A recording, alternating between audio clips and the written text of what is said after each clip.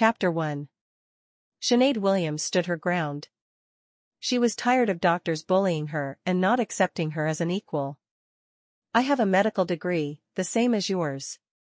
Dr. Johnson, who needed a partner for his practice, looked her up and down, wrinkling his nose. "Maybe you could get a job with some of the heathens out west, but you'll never work in this town. You're a woman, and you're a Negro. Why would I hire you? I'm 3/4 white, and I'm a qualified doctor. Why wouldn't you hire me?" Her heritage was always held against her. She looked like an African, though she was mostly white. Why couldn't people accept her for who she was and not worry about her appearance? "I've already told you.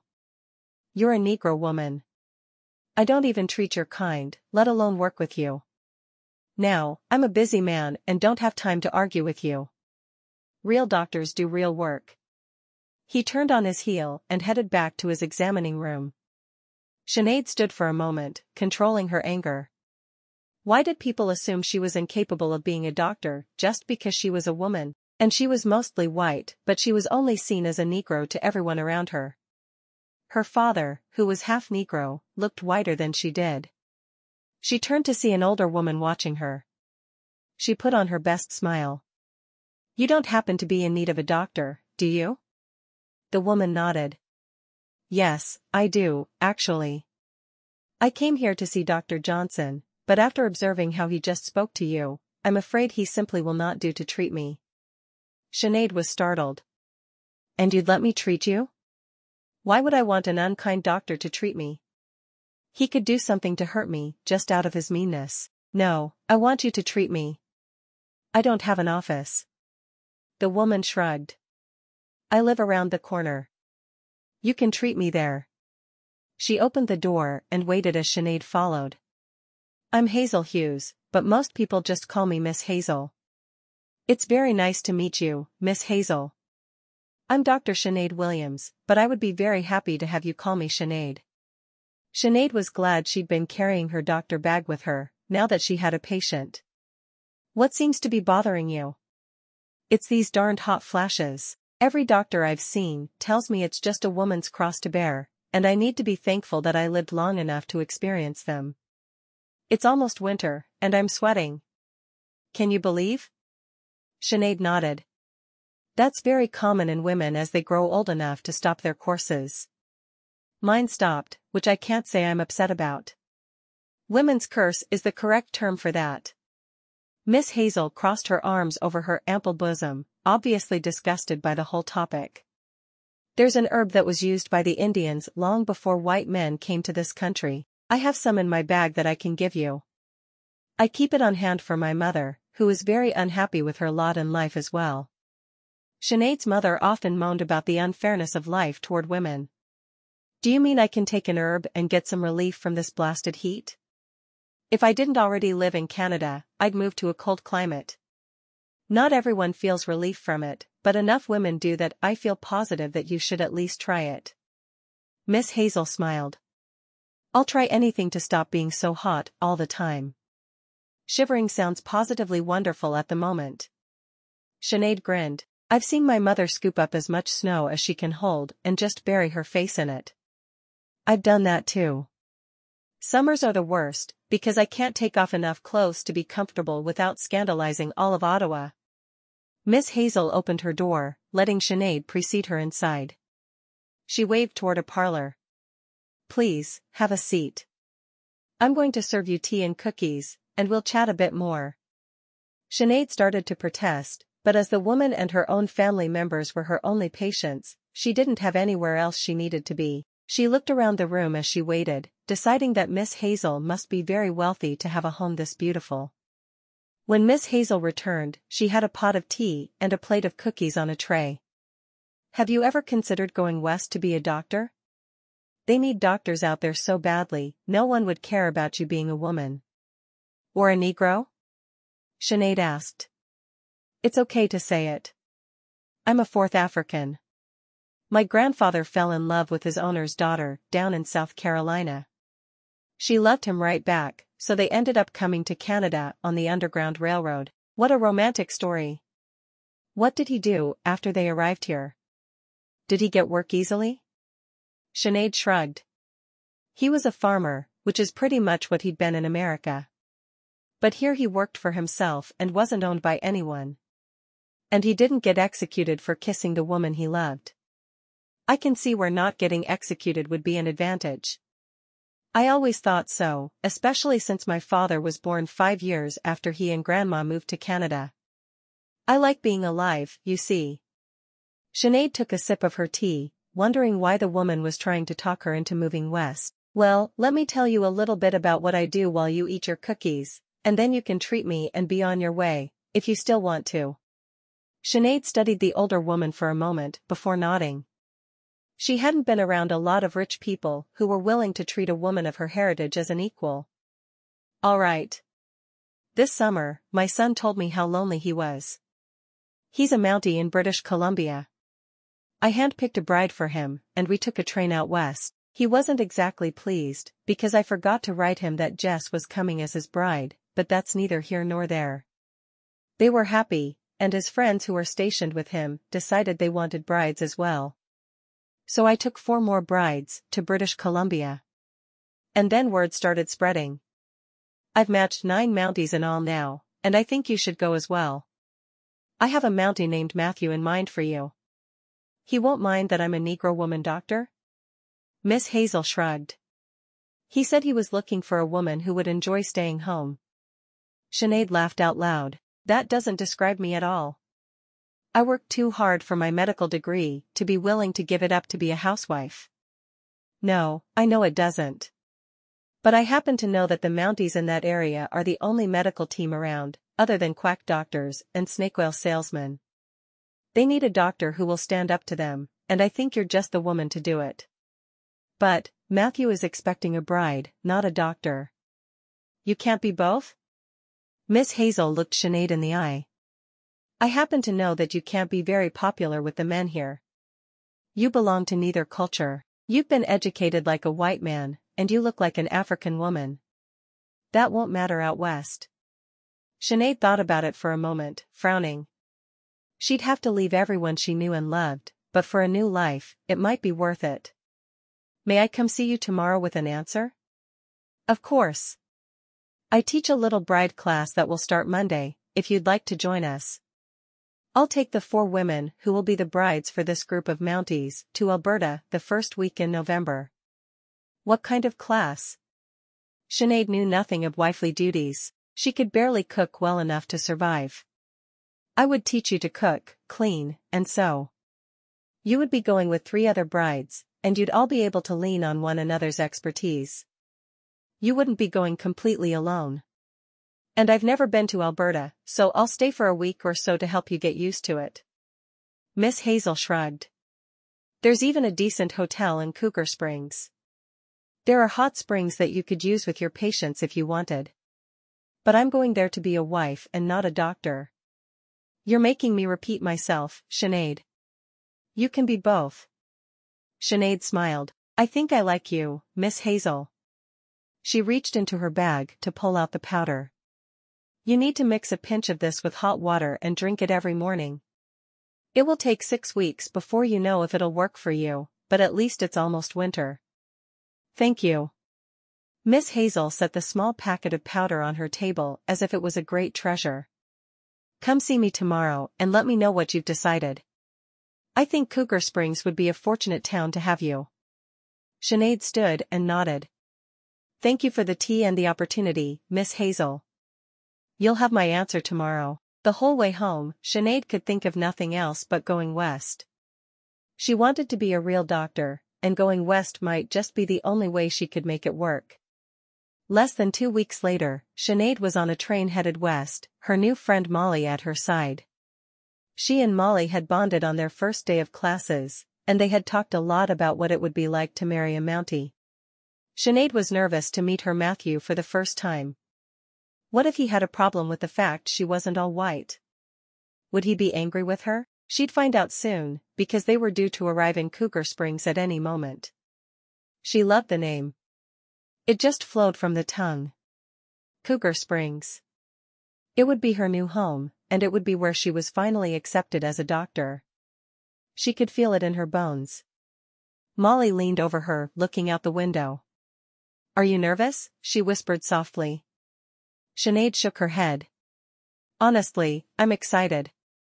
I feel like my life will be very different here, and that's what I need. I'm ready to meet my Matthew. What about you? Ready to meet Easton?"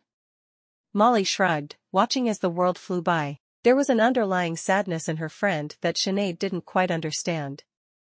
Perhaps one day the other girl would share her secrets, but until then, she would be strong for Molly, and offer her a helping hand whenever possible. The train slowed, and the conductor walked up and down the aisle. "Cougar Springs. Cougar Springs. This is us." Sinead pulled her bag out from under her seat and took a deep breath. Hopefully Matthew was expecting a woman with a background in medicine, because that was what he was getting. She followed Molly into the aisle, happy that they were doing this together. No matter what, she had her friend with her, and that would make everything so much easier. As she stepped off the platform, Sinead looked at the four Mounties looking so formal in their red serge jackets, waiting on the platform for the four women that were there to meet them. She looked from one to the next, finally settling on the one who was second from the right. He had wrinkles around his eyes, which meant he knew how to laugh.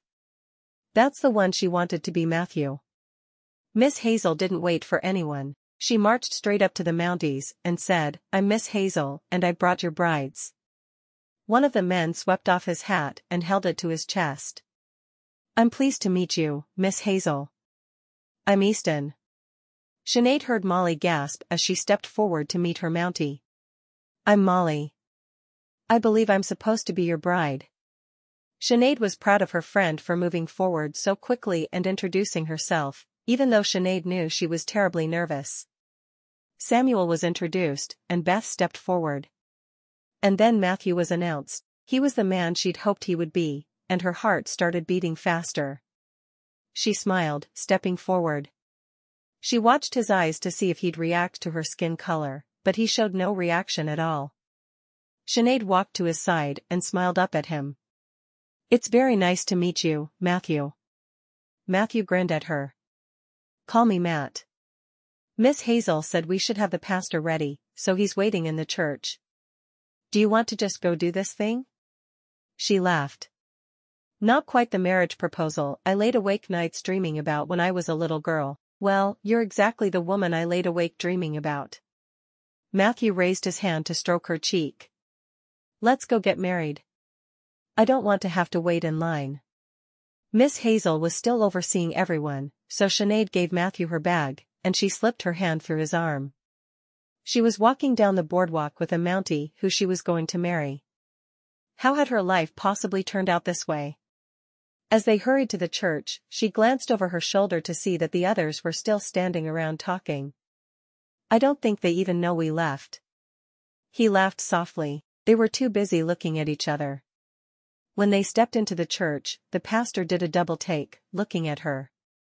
"Is this the bride you were waiting for, Matthew?" "She is." "Will you marry us, Pastor Franklin?" Matt knew the pastor was worried about his bride's skin color, but as he was a quarter Japanese himself, it just didn't matter to him. She was beautiful the way she was. The pastor looked confused for a moment before nodding. "Of course, I will." 10 minutes later, it was done. "You may kiss your bride." Matthew pulled her to him and kissed her softly. "I'm going to like this marriage stuff," he whispered into her ear, and she grinned up at him. She couldn't believe how readily he was accepting her. Would he be the same once he found out she was a doctor? "I think I am, too. Want to show me where we live?" "Well, we're in a cabin provided by the government, so I want you to know not to get too excited about it." He couldn't let her believe it was going to be better than it was. "I understand. I'm not expecting to live in the lap of luxury." "Good, because Mountie wives work plenty hard, too. A lot of times you'll have to help me with things." "Like what?" She fell into step beside him as they left the church, heading to the outskirts of town. "This is a resort town, so we have a lot of tourists here all the time. A lot of them come for 1,000 miles to take a bath in our springs. They go to the hotel for cures for whatever ails them. It's sometimes our job to help with the injured or ailing tourists. We break up fights in the saloon. There are men here who work to care for the wealthy tourists who get drunk on a regular basis. This isn't your typical Mountie job. In fact, we all work shifts to keep the peace. I had no idea there was a hotel here. Is there a doctor? If he was surprised by the part of what he'd said she narrowed in on, he didn't show it. Not really. There are men who call themselves doctors who are trying to make as much money as they can from the tourists, but I doubt they have real medical degrees. Sinead didn't know if she was more indignant that people would pretend to be doctors to try to cheat tourists, or thrilled that there was no real doctor in town. Other than her, that is. I see. Sounds like an interesting place to work and live. I love it here, to be honest with you. It's a wonderful little town. He led her into a small cabin. A bit corrupt at times, but that's why we're here. To change things. Work for the change you want to see, she said softly. I'm a big believer in change. There was a pounding knock on the door of the cabin before she really even had a chance to look around. There's a lady trying to have a baby at the hotel. Baby seems stuck. Stella's having a hard time with her. Matt took a deep breath and looked at Sinead. Stella's the local midwife. If she can't do it, I don't know what they think I can do. You don't have any experience birthing babies, do you? He ran his hands through his hair, seeming upset. He couldn't pawn this job off on one of the other men because they were all busy getting married. Actually, I do. She fumbled through her satchel and pulled out the medical bag her father had purchased for her as a graduation gift. I'm ready. Matt looked at the black bag she held with a frown. That looks like a doctor's bag. Sinead smiled. Looks can be deceiving, but this time, they're not. I'm a doctor. Will you kindly take me to my patient? Matt shrugged, not knowing what else to do. His pretty little bride was a doctor, and a doctor was just what he needed. He wasn't sure if the answer was to be thrilled for the help or upset.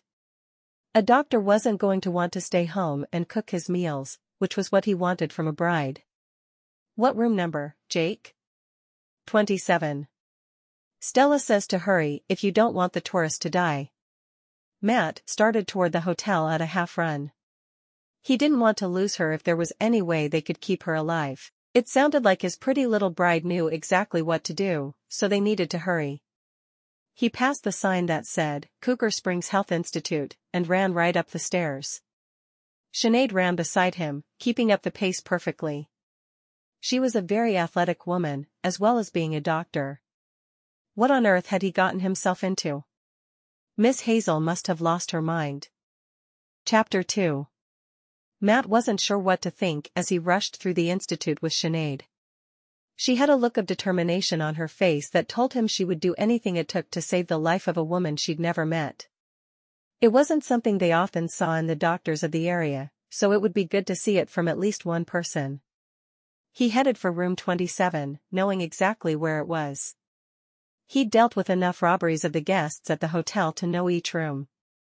He just wished they could figure out who the culprit was.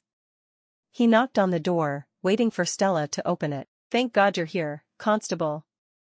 The guest keeps saying if we just take her to the waters, the baby will be fine. This is her 4th pregnancy, and the other 3 didn't make it.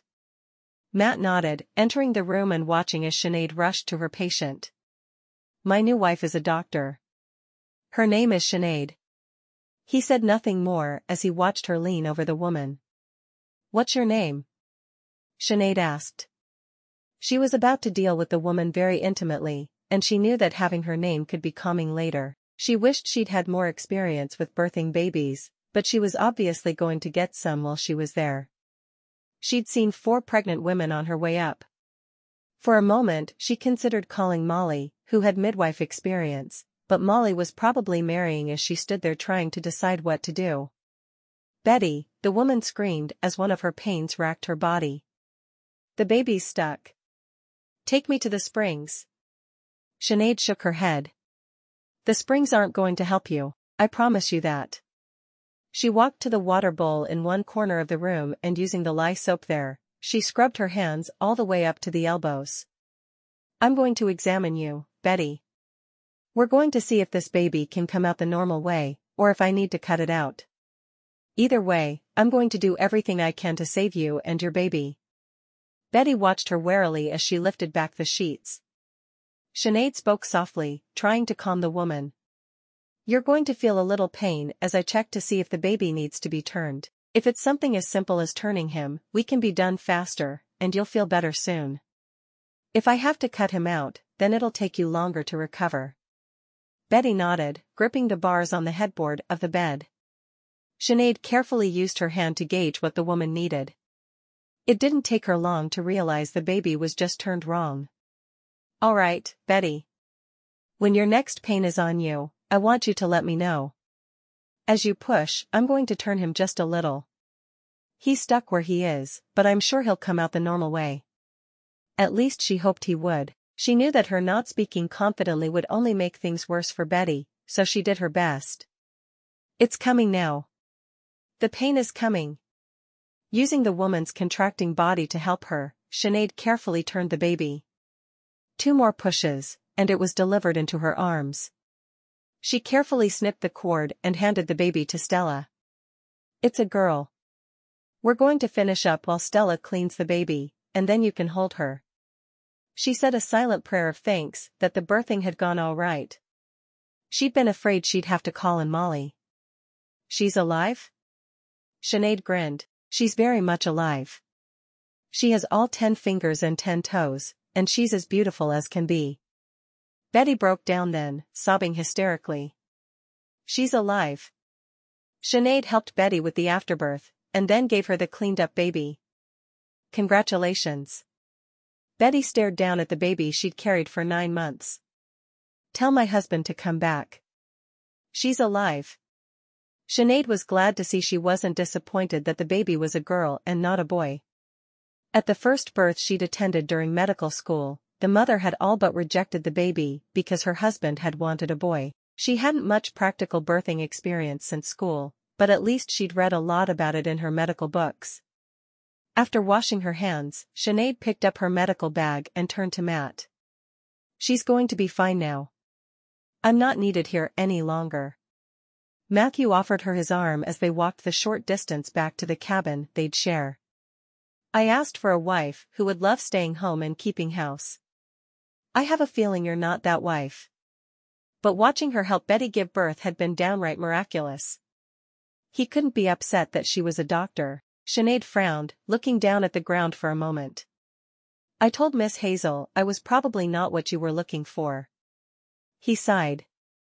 Well, it's certainly a surprise, but we can use the medical help here.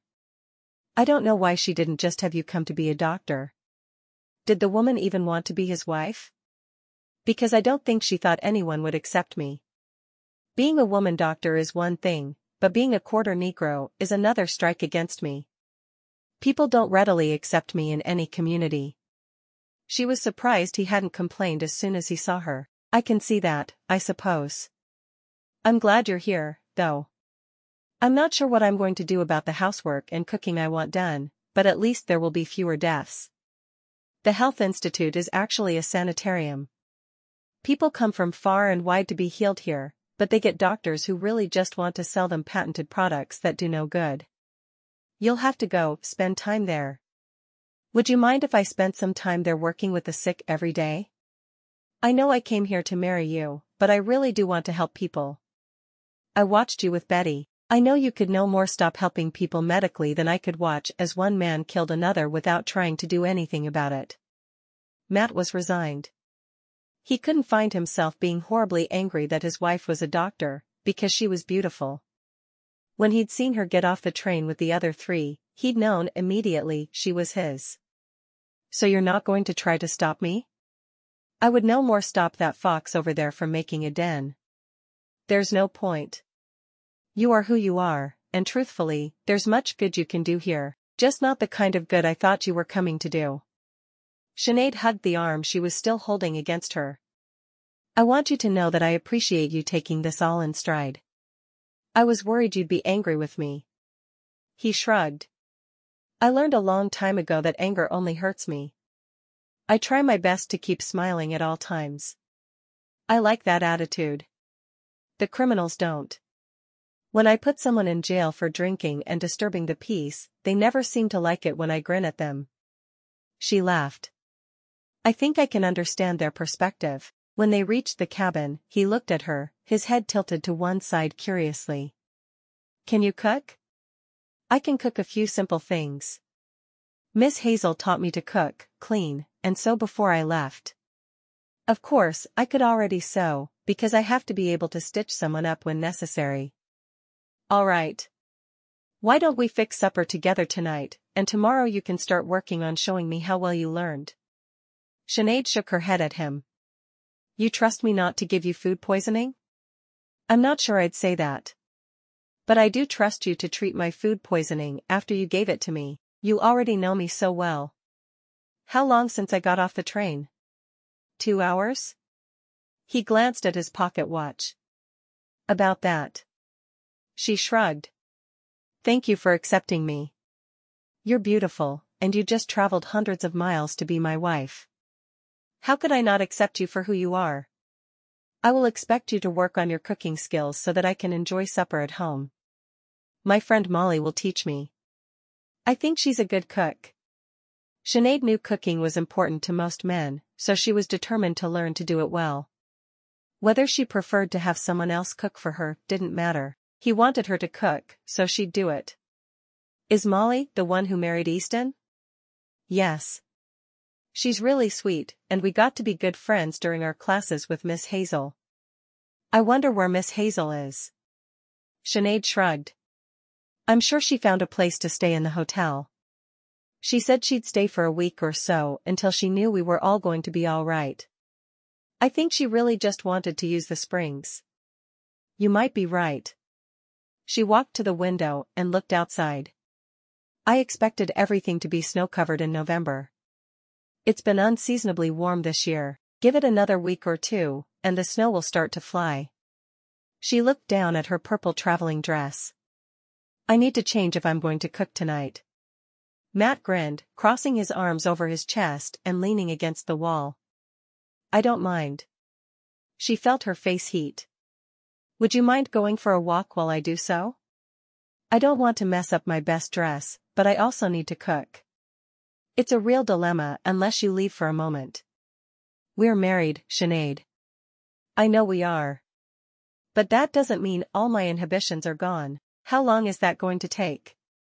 He asked, his brow furrowed. How long will what take? For you to lose all your inhibitions? I'm ready for that to happen. She shook her head at him. Go for a walk and quit teasing me. We have a meal to fix. It turned out that Matthew was a good cook. He just preferred not to have to do it all the time. This is delicious. Sinead had just taken her first bite of the supper he'd painstakingly taught her to cook. My mother died when I was very young, so I learned to cook for my father and me. It was that or starve, and I don't particularly enjoy being hungry. Matthew took a big bite of the stew he'd taught her to cook. And now you have one more meal you can cook. If I teach you something new each night, I think you'll be doing great in no time. I'll do my very best. I promise. She took a sip of her water, thinking about the town. Do you think they'll let me into the sanitarium? I'd love to be able to see if I could help people. You are very dedicated to your work. I can tell. Why did you leave your practice? I didn't have a practice, she said softly. No one would hire me. The only patient I helped after medical school, other than family, was Miss Hazel. That's how I met her. Well, I'm glad you did. I'm pleased to have you here, and we'll figure it all out. He rubbed the back of his neck, thinking. About the sanitarium, I don't think anyone will mind if you go there, as long as you don't contradict the other doctors and you don't charge anyone. That works for me. I just want to help people. Making money doesn't matter all that much to me. I make enough for us to live on. Barely. So you go on in and see if people want you to treat them. They may be like the folks back in Ottawa who would prefer you not treat them because you're a woman. Or they may welcome another opinion that could stop them from dying or keep them from terrible pain? That's possible, right? He nodded. You just keep thinking positively. Sinead made pancakes the following morning, the one thing she felt like she'd perfected at Miss Hazel's. The older woman had insisted that every one of her girls could at least make pancakes and bacon so the Mounties would have a good breakfast. She would have preferred they could make everything they needed to, but sometimes things just didn't turn out that way. When Matthew woke, he smelled the bacon cooking and grinned, hurrying to her side to kiss her good morning. Beautiful, and you know how to make me a good breakfast. Who could ask for more? She laughed. You could ask for a wife who knew how to make lots of meals and not just bacon and pancakes. I could, but that's not who I got. Why would I envy someone else their wife when I got the most beautiful wife of all? You sure do know how to sweet talk. That makes me worry you have a long stream of women left in your wake. Nah. I scared women away, usually. I was so determined to be a Mountie that they all knew there was no chance with me. He shrugged. They don't exactly encourage you to marry right away in the academy. I can see that. She served breakfast for them both, pouring them each a generous cup of black coffee. I hope this is as good as I think it is, she said, frowning down at her plate. He took her hand in his and prayed for them both. You're ready with the food poisoning remedy, right? She made a face at him. Sure, why not? She'd never treated anyone for food poisoning, but she felt perfectly capable of doing so. She could handle any medical crisis better than any household crisis. Delicious, he said with a wink. You really can cook breakfast. You'll be getting the same thing for every meal. I hope you don't mind. We'll work on other meals together. He leaned back and stretched. I don't work until 2, so I'm going to go for a nice long walk. I like to start my day with some exercise. Will you be all right? Sinead nodded. I'll see you later. I might go out too, but I'm not sure yet. As soon as he'd left, Molly appeared at the door. Do you need help cooking? Sinead grinned. He said he doesn't mind that I don't know how to cook. He's going to teach me himself. He looked really affable. Is he as happy as he seems? Molly joined her at the sink, picking up a towel to wipe the dishes as Sinead washed them. I really think he is. He isn't even angry that I'm a doctor. I had to deliver a baby right after our wedding. I noticed the two of you hurried off to marry while the rest of us were exchanging names. Molly frowned. I wish you'd called me. I have more experience with birthing than you do. If you hadn't been in the process of getting married at the time, I would have. I promise, next time we'll go together. Was it a difficult birth? It was, but I fixed it quickly. The local midwife was thrilled for the help, and the mother was just happy her baby lived. The baby got stuck, and I had to turn her so she'd be born. So why did you hurry off so quickly after the wedding? Sinead shrugged.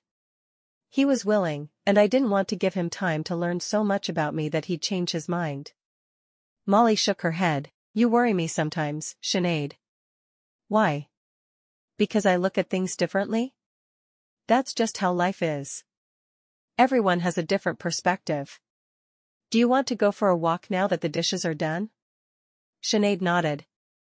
I want to get to know the area just as soon as I can. I need to be able to find my patients when they need me. As they walked, Sinead kept her eyes peeled for any sort of herbs that could help her in her practice.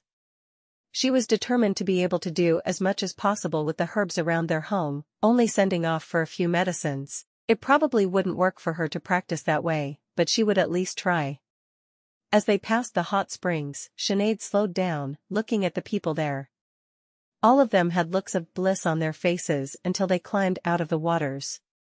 She walked closer, trying to determine who was really sick, and who just liked how it felt to soak in the springs.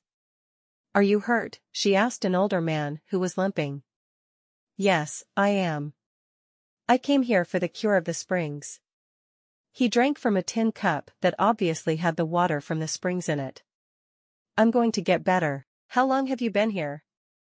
Sinead had to understand how firmly entrenched he was in his belief that the springs would cure him. She knew that it was a bunch of hogwash, but she couldn't run around telling potential patients that. A couple of weeks. The man studied her. Why are you asking me all these questions? I'm a doctor. I'm trying to determine what types of injuries and illnesses the springs actually help. A man stepped up to her. He was in his mid-20s, and he had a look that made her skin crawl. His hair was a bit oily. I'm Dr. Jenkins. I run the sanitarium, and I bring people here for their treatments. If you have any questions about the springs, I'd like you to address them to me. Might I make an appointment to see you tomorrow so we can discuss things? Sinead asked. She heard Molly gasp behind her, but she didn't back down. Absolutely. I'm always looking for other medical professionals to join my team. The local midwife won't help me at all. Refuses to believe in the curative properties of the springs. With you being a midwife as well, maybe we could work together. Sinead frowned. I'm sorry, Dr. Jenkins, but you must have misheard. I'm not a midwife at all. I'm a doctor, with a medical degree. Dr. Jenkins threw back his head and laughed. Who would teach medicine to a woman? She sighed. I'll see you tomorrow, Dr. Jenkins. Perhaps you have an opening around 10? I take my lunch at noon. You can talk to me during my lunch, but I don't have any free time otherwise. I have patients to attend to. I'll bring my lunch and eat with you. Thank you for taking the time out of your busy schedule to talk to me. She smiled sweetly as she turned away, but inwardly she was seething. She had to get over her anger and remember that anger only hurt the person who was angry, not the people around them. Chapter 3. Sinead walked back home alone. She wanted to think on her strategy when she talked to Dr. Jenkins the next day. While she was thinking, she decided to bake bread. She'd done it a couple of times at Miss Hazel's place, and she had detailed instructions to follow. She knew she could wait for Molly, but she decided she was more interested in learning what she could do on her own. So she mixed the bread dough and then stood at her work table, kneading the bread. Kneading bread was harder than it looked. It was physical work, which was good because her brain needed to be focused on the problem at hand. As the dough was rising, she made herself some of the leftover stew from the night before for lunch. She still wasn't sure what to make for supper that night, and she really hoped that Molly would get back soon to help her.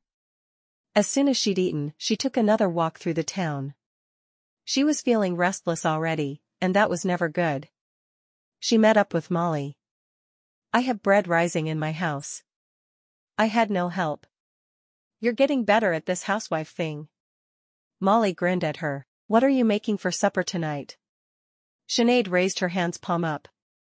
She had no idea what to make for supper. She'd already cooked the only meal she knew how to make by herself for her new husband for breakfast. As much as he liked her pancakes, she just didn't see him enjoying them for every meal. Molly looped her arm through Sinead's. Come on, document. I'll help you figure something out. With Molly's help, there was a pot roast with potatoes, gravy, and carrots for supper. And fresh bread, of course. Matthew came in earlier than expected so he could help with supper. When he stepped into the cabin, he could smell the wonderful aroma of supper in the air. He looked around, smiling. You cooked? Sinead laughed. I only did the bread by myself. Molly helped with everything else. She's a good friend to me. Sinead hurried to put supper on the table, pleased that it was done early. The real reason it was finished so early was that Molly had to go get supper ready for her husband and couldn't dawdle all day with Sinead.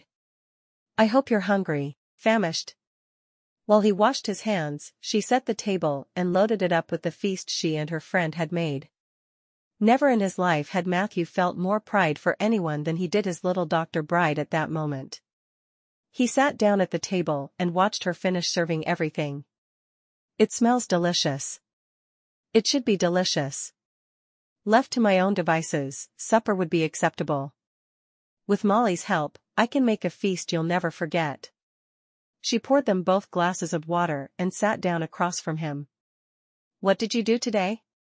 He sighed. Well, there was a complaint filed by one of the patients at the sanitarium. He claims that he was told that the waters would be magic, that he would be able to walk without a limp after soaking in them and drinking their water for 3 weeks. When that didn't work, the doctor sold him some of his patented medicine, and that did nothing. So the man is out a whole lot of money, and he got nothing for it. Dr. Jenkins claims it's because he didn't believe strongly enough in the cure. Sinead sighed. Did you tell him that you have a real doctor who would be happy to examine him? I did. He said he'd already had enough of doctors, and he was getting on the train in the morning to head back to Toronto. That's sad.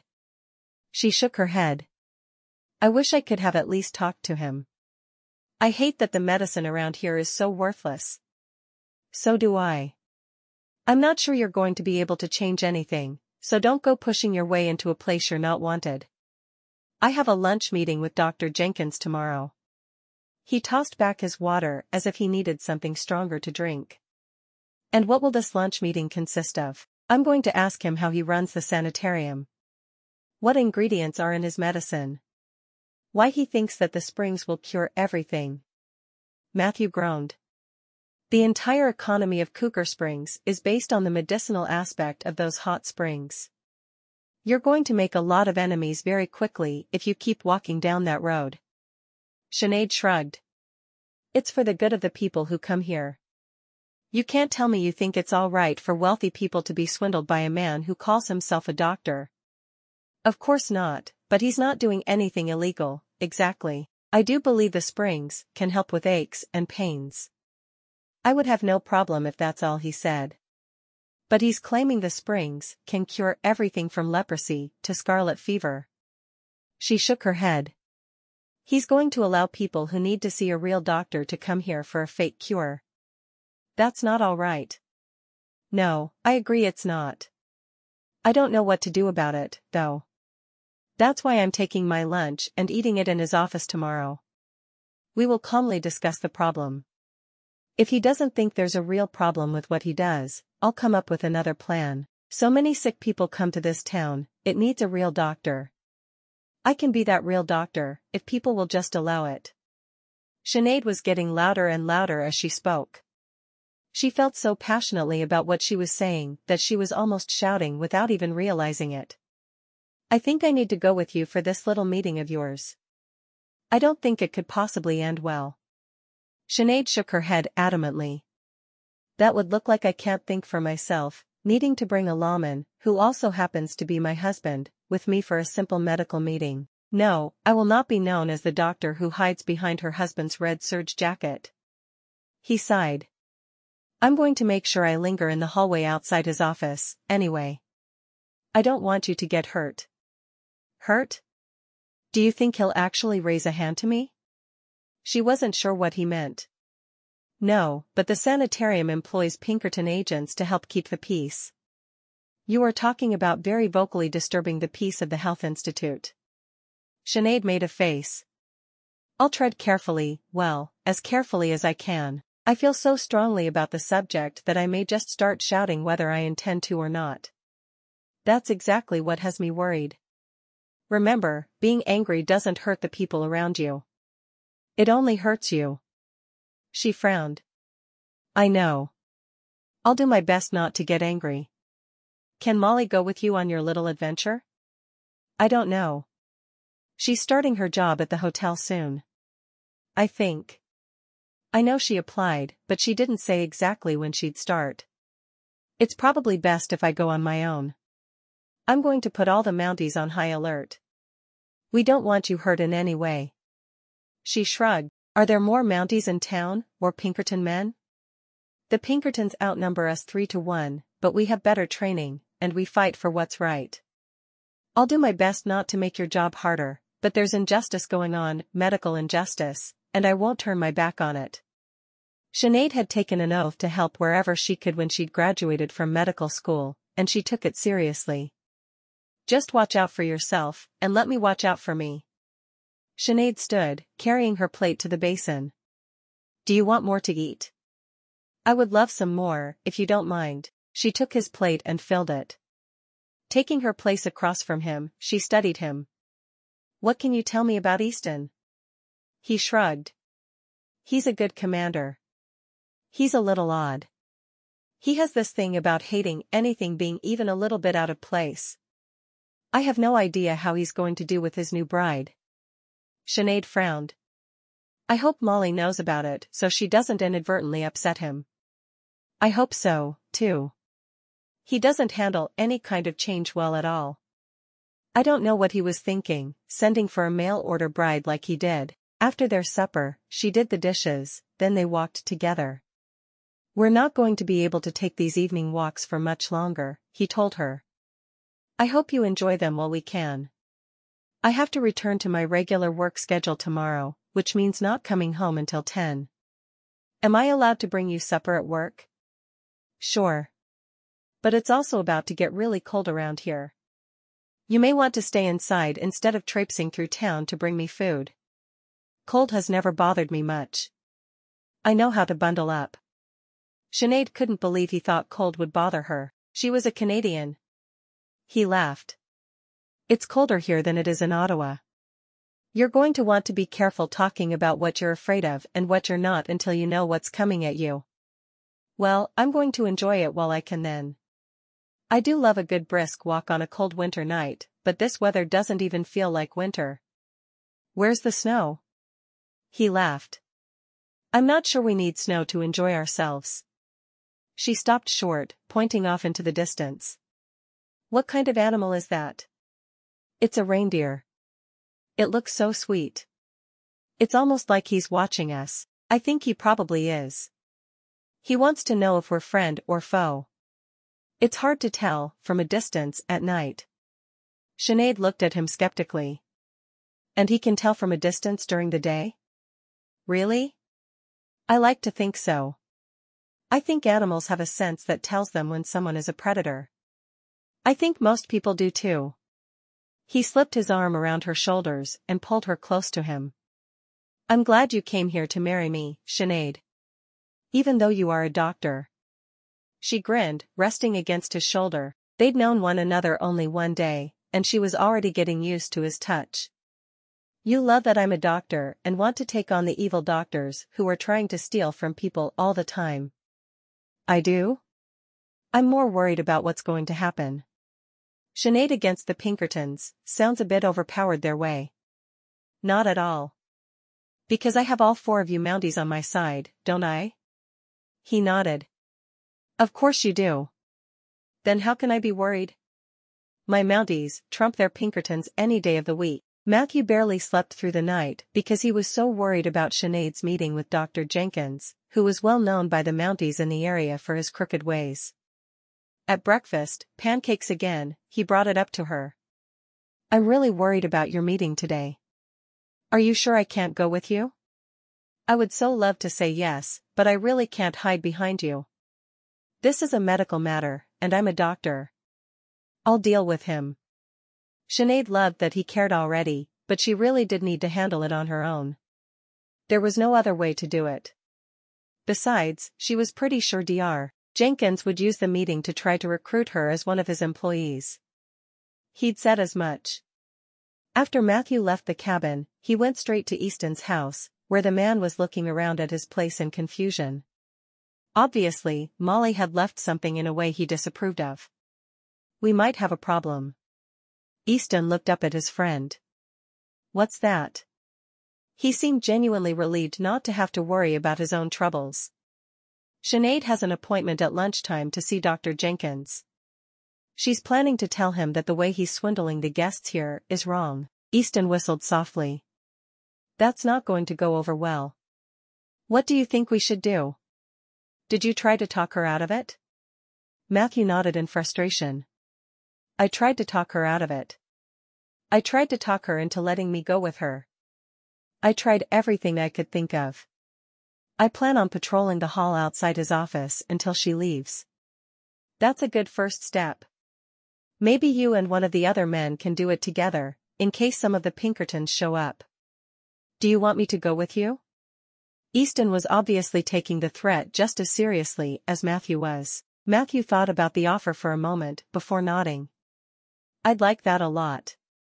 I'm really worried she's going to get in over her head with him. There's no doubt in my mind. Easton shook his head. You've got a stubborn one there, Matt. I know I do. She's strong, and she's smart as a whip. But stubborn doesn't begin to describe her. She says it's her duty to try to intervene. Then I guess it's our duty to patrol the hall and make sure she doesn't get hurt. We may need to put her on a 24-hour guard. I hope it doesn't come to that. She promised that she'd try to be careful how she said things and not to be too accusatory. Knowing her passion for the subject, I'm not sure if she can do that. She was yelling at me while we were discussing it over supper. I don't think she even realized she raised her voice. Easton sighed. Molly isn't going to be happy with me if I let her friend get killed right after they arrive. She's already mad enough. Why is she mad at you? What did you do? I got angry with her for making some changes to my cabin. They were big changes. To you, moving a plate an inch to the left is a big change. Have you told her how important it is to you that things stay the same? Well, no, because I don't want her to think I'm crazy. Matthew chuckled.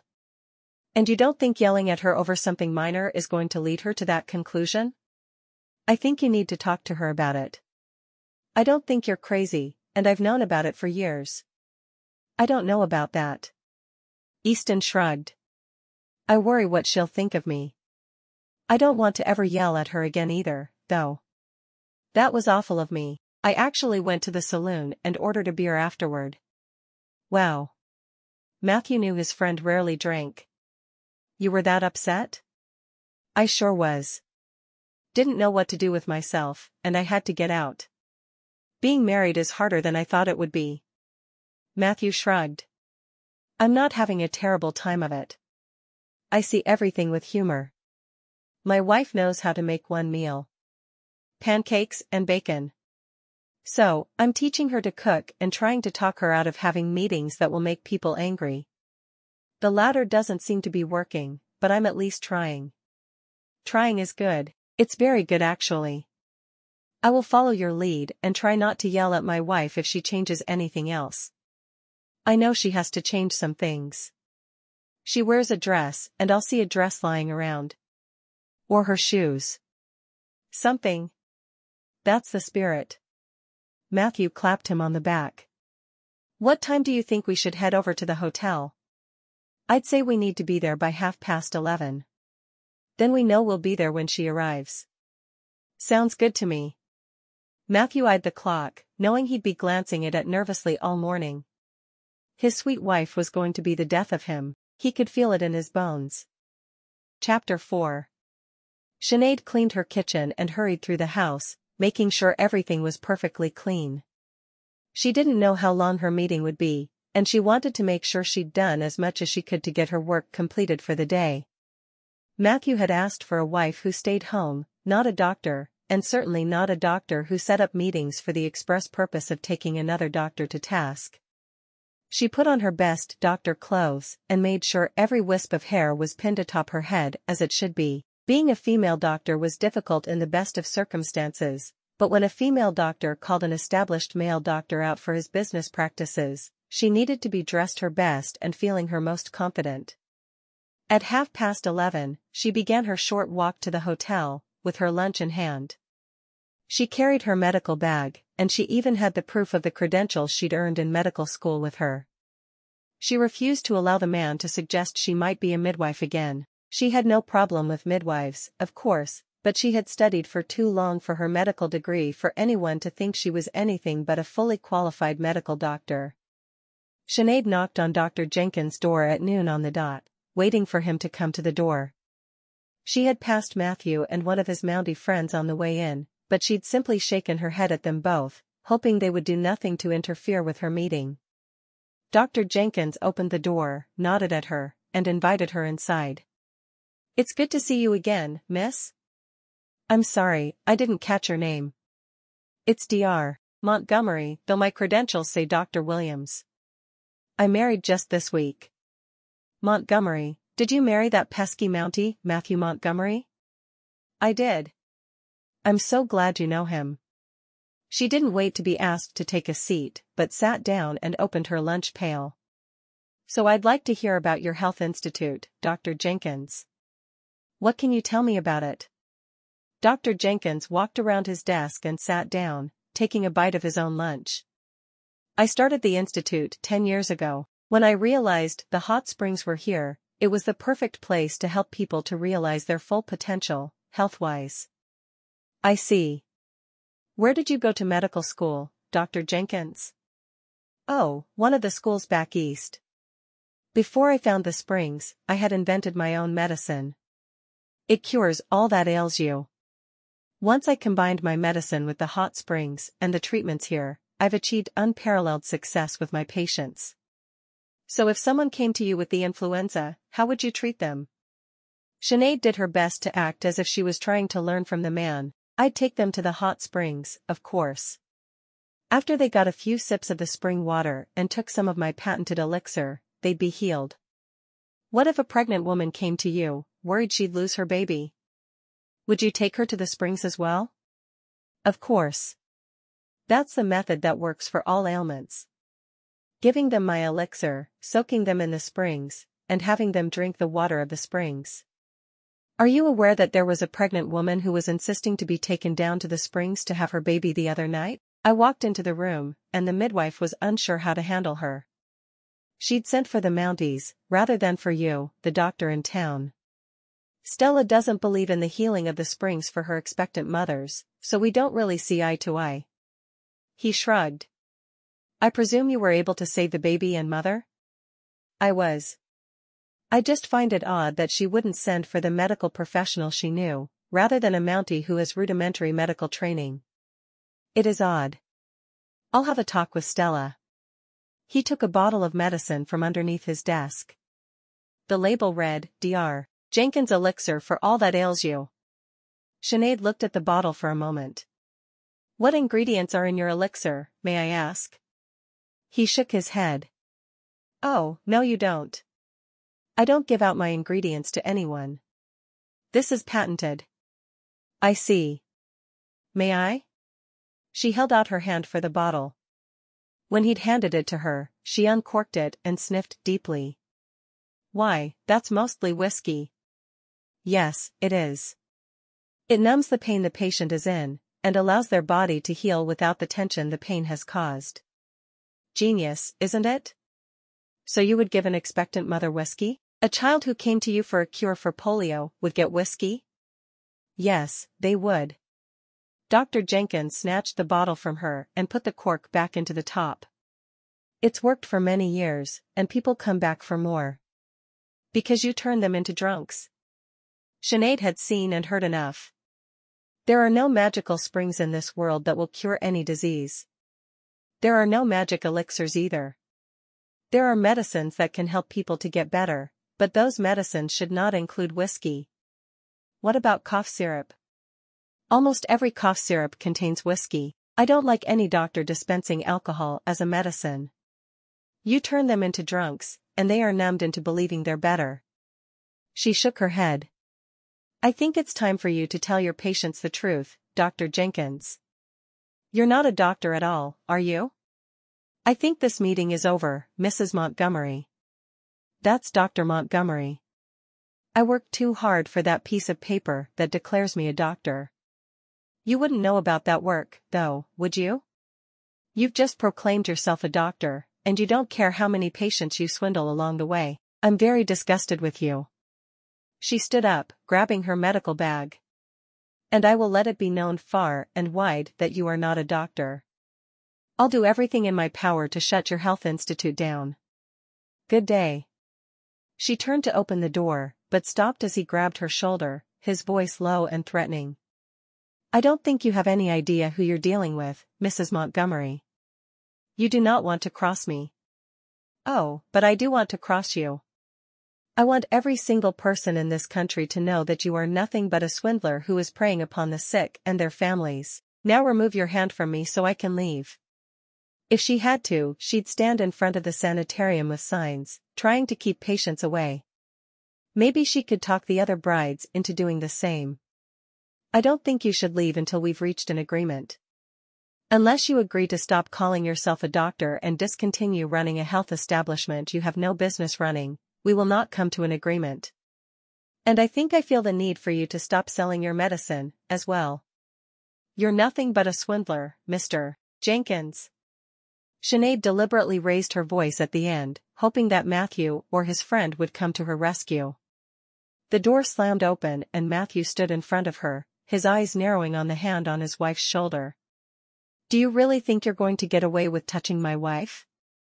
His voice was soft, but filled with threat. I'm sorry, Constable Montgomery.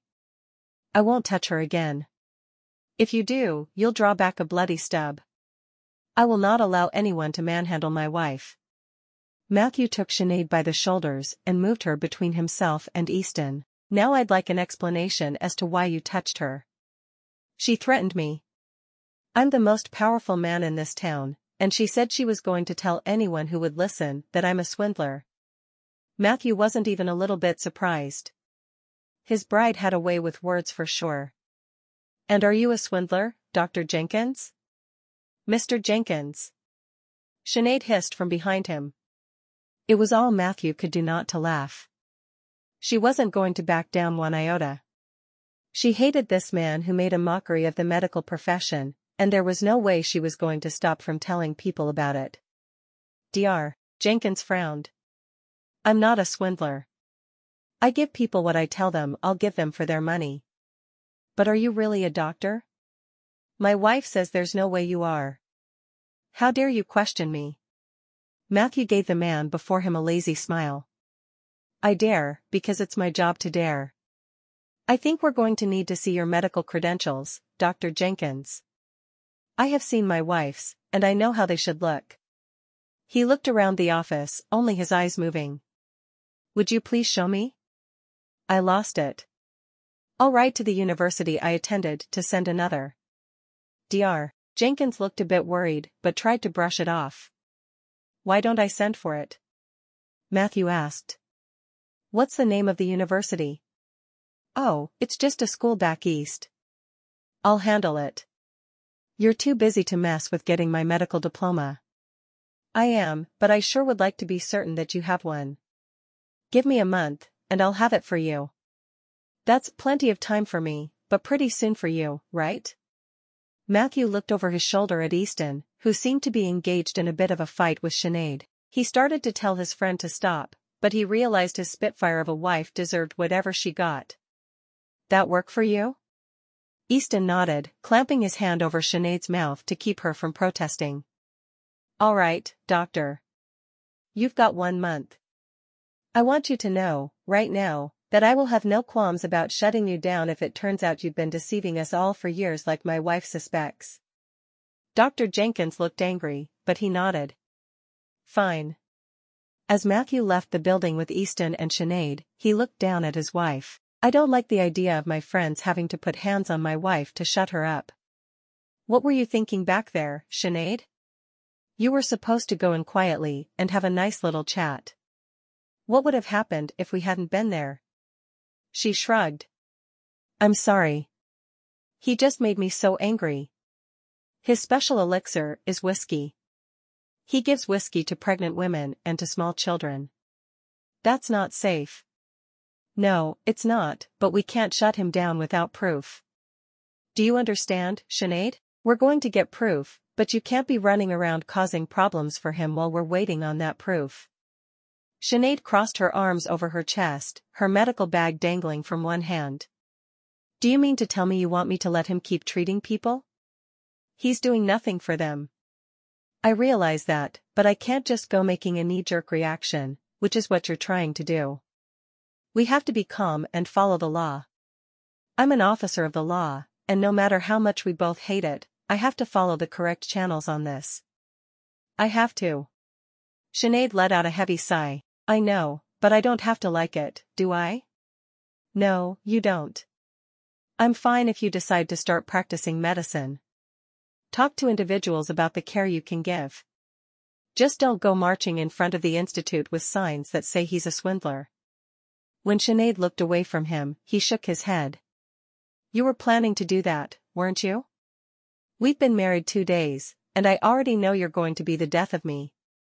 Easton grinned at him, obviously glad someone else was having wife troubles, and not just him. I'm going to go back to the office. Why don't you walk your wife home, then join me there? Matthew sighed. Yeah, that's what I'll do. See you in a few minutes. He didn't just walk, he lectured the whole way. Sinead said very little, but she was thinking about a way she could keep Jenkins from practicing medicine while she walked. There had to be a way she could help the people of this town and not let him hurt them. A man who called himself a doctor who was just out for people's money, he was worse than Dr. Johnson, who'd refused to hire her because she was a woman and a quarter Negro. When they reached the cabin, Matthew stepped inside with her. Will you give me your word you won't do anything to keep Jenkins from treating patients for the next month? Sinead tilted her head to the side, thinking about the question. Finally, she shook her head. No, I won't. He sighed heavily. How did I know you were going to say that? She shrugged. I guess you really are getting to know me. Will you promise not to do anything to keep him from treating patients for the rest of the day? I supposed I can refrain myself today. He groaned. You're the most beautifully stubborn woman I've ever met. I'm not sure if God gave me a gift when he sent you, or if he was punishing me somehow. Sinead kept her face neutral, but as soon as he'd kissed her cheek and left her there, she burst out laughing. Maybe God was punishing him by sending her. She was digging in the icebox, trying to figure out how to fix something for supper when a knock sounded at the door. She hurried over and opened it to find Miss Hazel standing there. Without thinking, she threw herself at the older woman. I'm so glad you're here. Miss Hazel smiled. Because it's supper time and you need some help figuring out how to cook. Well, for that too, but mostly because I need to tell someone what I did. She related the story of her meeting with Dr. Jenkins, while Miss Hazel showed her how to cook the pork roast that was in the icebox. They peeled potatoes together, and still Miss Hazel listened. Finally, the older woman shook her head. I hope the word obey was not in your wedding vows, Sinead Montgomery. You are losing your mind. Yes, I am, over the injustice of having a man who isn't even a doctor giving people whiskey and telling them sitting in a hot spring will cure them of everything. You should go see him, Miss Hazel. He'll give you some whiskey and put you in a hot spring, and your hot flashes will magically be gone. You know, if I thought it would help, I'd give it a try. Miss Hazel, you will not seek medical treatment from that swindler. You have to give the herbs more of a chance. Miss Hazel scowled. I know. You don't understand how bad the hot flashes are. You've never had them. Wait until you're my age. Sinead shook her head. What am I going to do with you, Miss Hazel? I think that once we have the roast in the oven, we should go for a little walk. I'd love to see more of the town. I'd like that, too. Sinead was a big proponent of healthful walks. She loved to walk with others, or even alone. She would like to see Miss Hazel take more walks, because she was heavier than Sinead would like. Miss Hazel put the roast in the oven, and Sinead grabbed her medical bag. Why are you taking that? You know it will infuriate Matthew. Sinead shrugged. Today that feels like reason enough, but what I'm really hoping is people will see it and realize there's a real doctor in town, that they don't have to see the swindler. Miss Hazel groaned. You're going to do everything the hard way, aren't you? Sure am. It's the only way I know. As they walked, Sinead made a point of talking to everyone they saw along the street. When they got to the Mercantile, she noticed the woman working there was pale. Excuse me, ma'am, are you all right? Just a little fatigued. The woman took a deep breath and smiled. I'm Amanda Rightly. Are you one of the new Mountie brides? Sinead nodded, not surprised. Talk had spread to the entire town of 4 women coming to marry their Mounties. I married Matthew Montgomery. I'm Dr. Sinead Montgomery. Amanda blinked a couple of times before grinning. Well, I'll be a lady doctor. I sure am, so if you hear about anyone taking ill, please send them my way. I'd love to treat some of the townsfolk. Dr. Jenkins doesn't treat the folks in town because we don't have as much money as his fancy guests. It will be right nice to have a doctor in town who's actually interested in treating people and making them well. I'm very interested in making people well. That's the whole reason I'm here. Sinead grinned at the woman, who was only a few years older than her. Now do you want to tell me what you were experiencing a few minutes ago, so I can help you? Amanda smiled and nodded. I'd love to. Chapter 5. All day, everywhere Sinead looked was red surge. Miss Hazel stayed with her as if she'd been asked to protect her, though Sinead wasn't sure what the grandmotherly woman could do to keep her safe. As they walked back toward her house, Sinead asked, "Does it seem like we've been followed by an unusual number of men wearing red serge jackets?"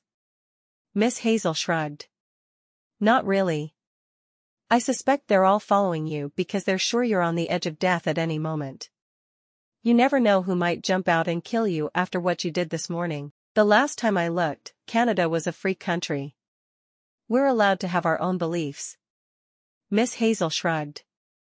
I suppose. What about Amanda? I helped her today. You certainly did. And I'm sure you'll help many more people here in Cougar Springs, as long as you don't get yourself killed in the process. Miss Hazel looked at Sinead. You need to make sure you live long enough to help people. Sinead scoffed. I don't think Dr. Jenkins could possibly be as bad as everyone says. I mean, he's a swindler and a liar and a lot of other bad things, but would he really have me killed? Having met the man, I can say that yes, I do believe he would. Miss Hazel opened the door to Sinead's new home, stopping when she came face to face with a man she'd never met sitting in a chair. Who are you? I'm Sylvester Jones. I work for Dr. Jenkins. I need the little lady there to shut her pretty little mouth, or she's going to get her due. Sinead was so angry, she could just spit. How dare you come into my home and threaten me? Did your mother never teach you any manners? Get out of my house, and don't come back. I hope you get a huge boil on your backside, and need it lanced, but I won't be the one to do it. Maybe you can soak in the springs, and it'll magically disappear. She picked up the first weapon she saw, a frying pan, and stepped toward the man, brandishing it wildly. I'm not afraid to use this. The man stood from her kitchen chair, backing up a few feet. Now don't get all violent, Missy. My name is Dr. Montgomery, and I assure you, when I cause an injury, I don't heal it. Get out. She walked toward the man and watched him run. Well, I think Dr. Jenkins is only hiring yellow-bellied cowards. I might have to talk with him about that.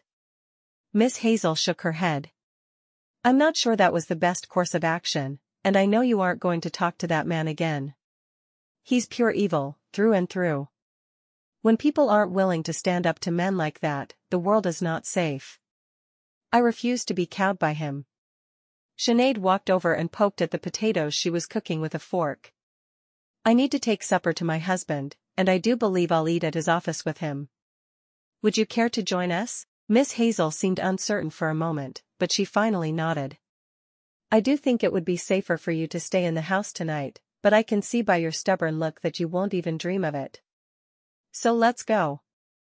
They put the food into bowls and put cloth over them, then the two of them carried the bowls through the town to the Mounties' office.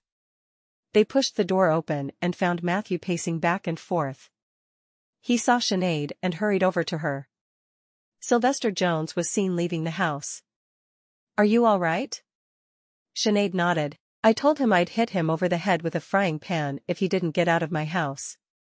Miss Hazel put her bowl down and then rushed to join the conversation. And then she told him that she hopes he gets a boil on his backside, so he can go heal it in the springs. She shook her head. Your wife is going to get herself killed. Why haven't you gotten control of her yet? Control? Do you have any idea who you sent here to marry me? She has no idea of the meaning of the word careful. I asked for a wife who would be happy to stay home, and you give me this woman. Matthew shook his head. I can't promise that I'm not going to kill her myself.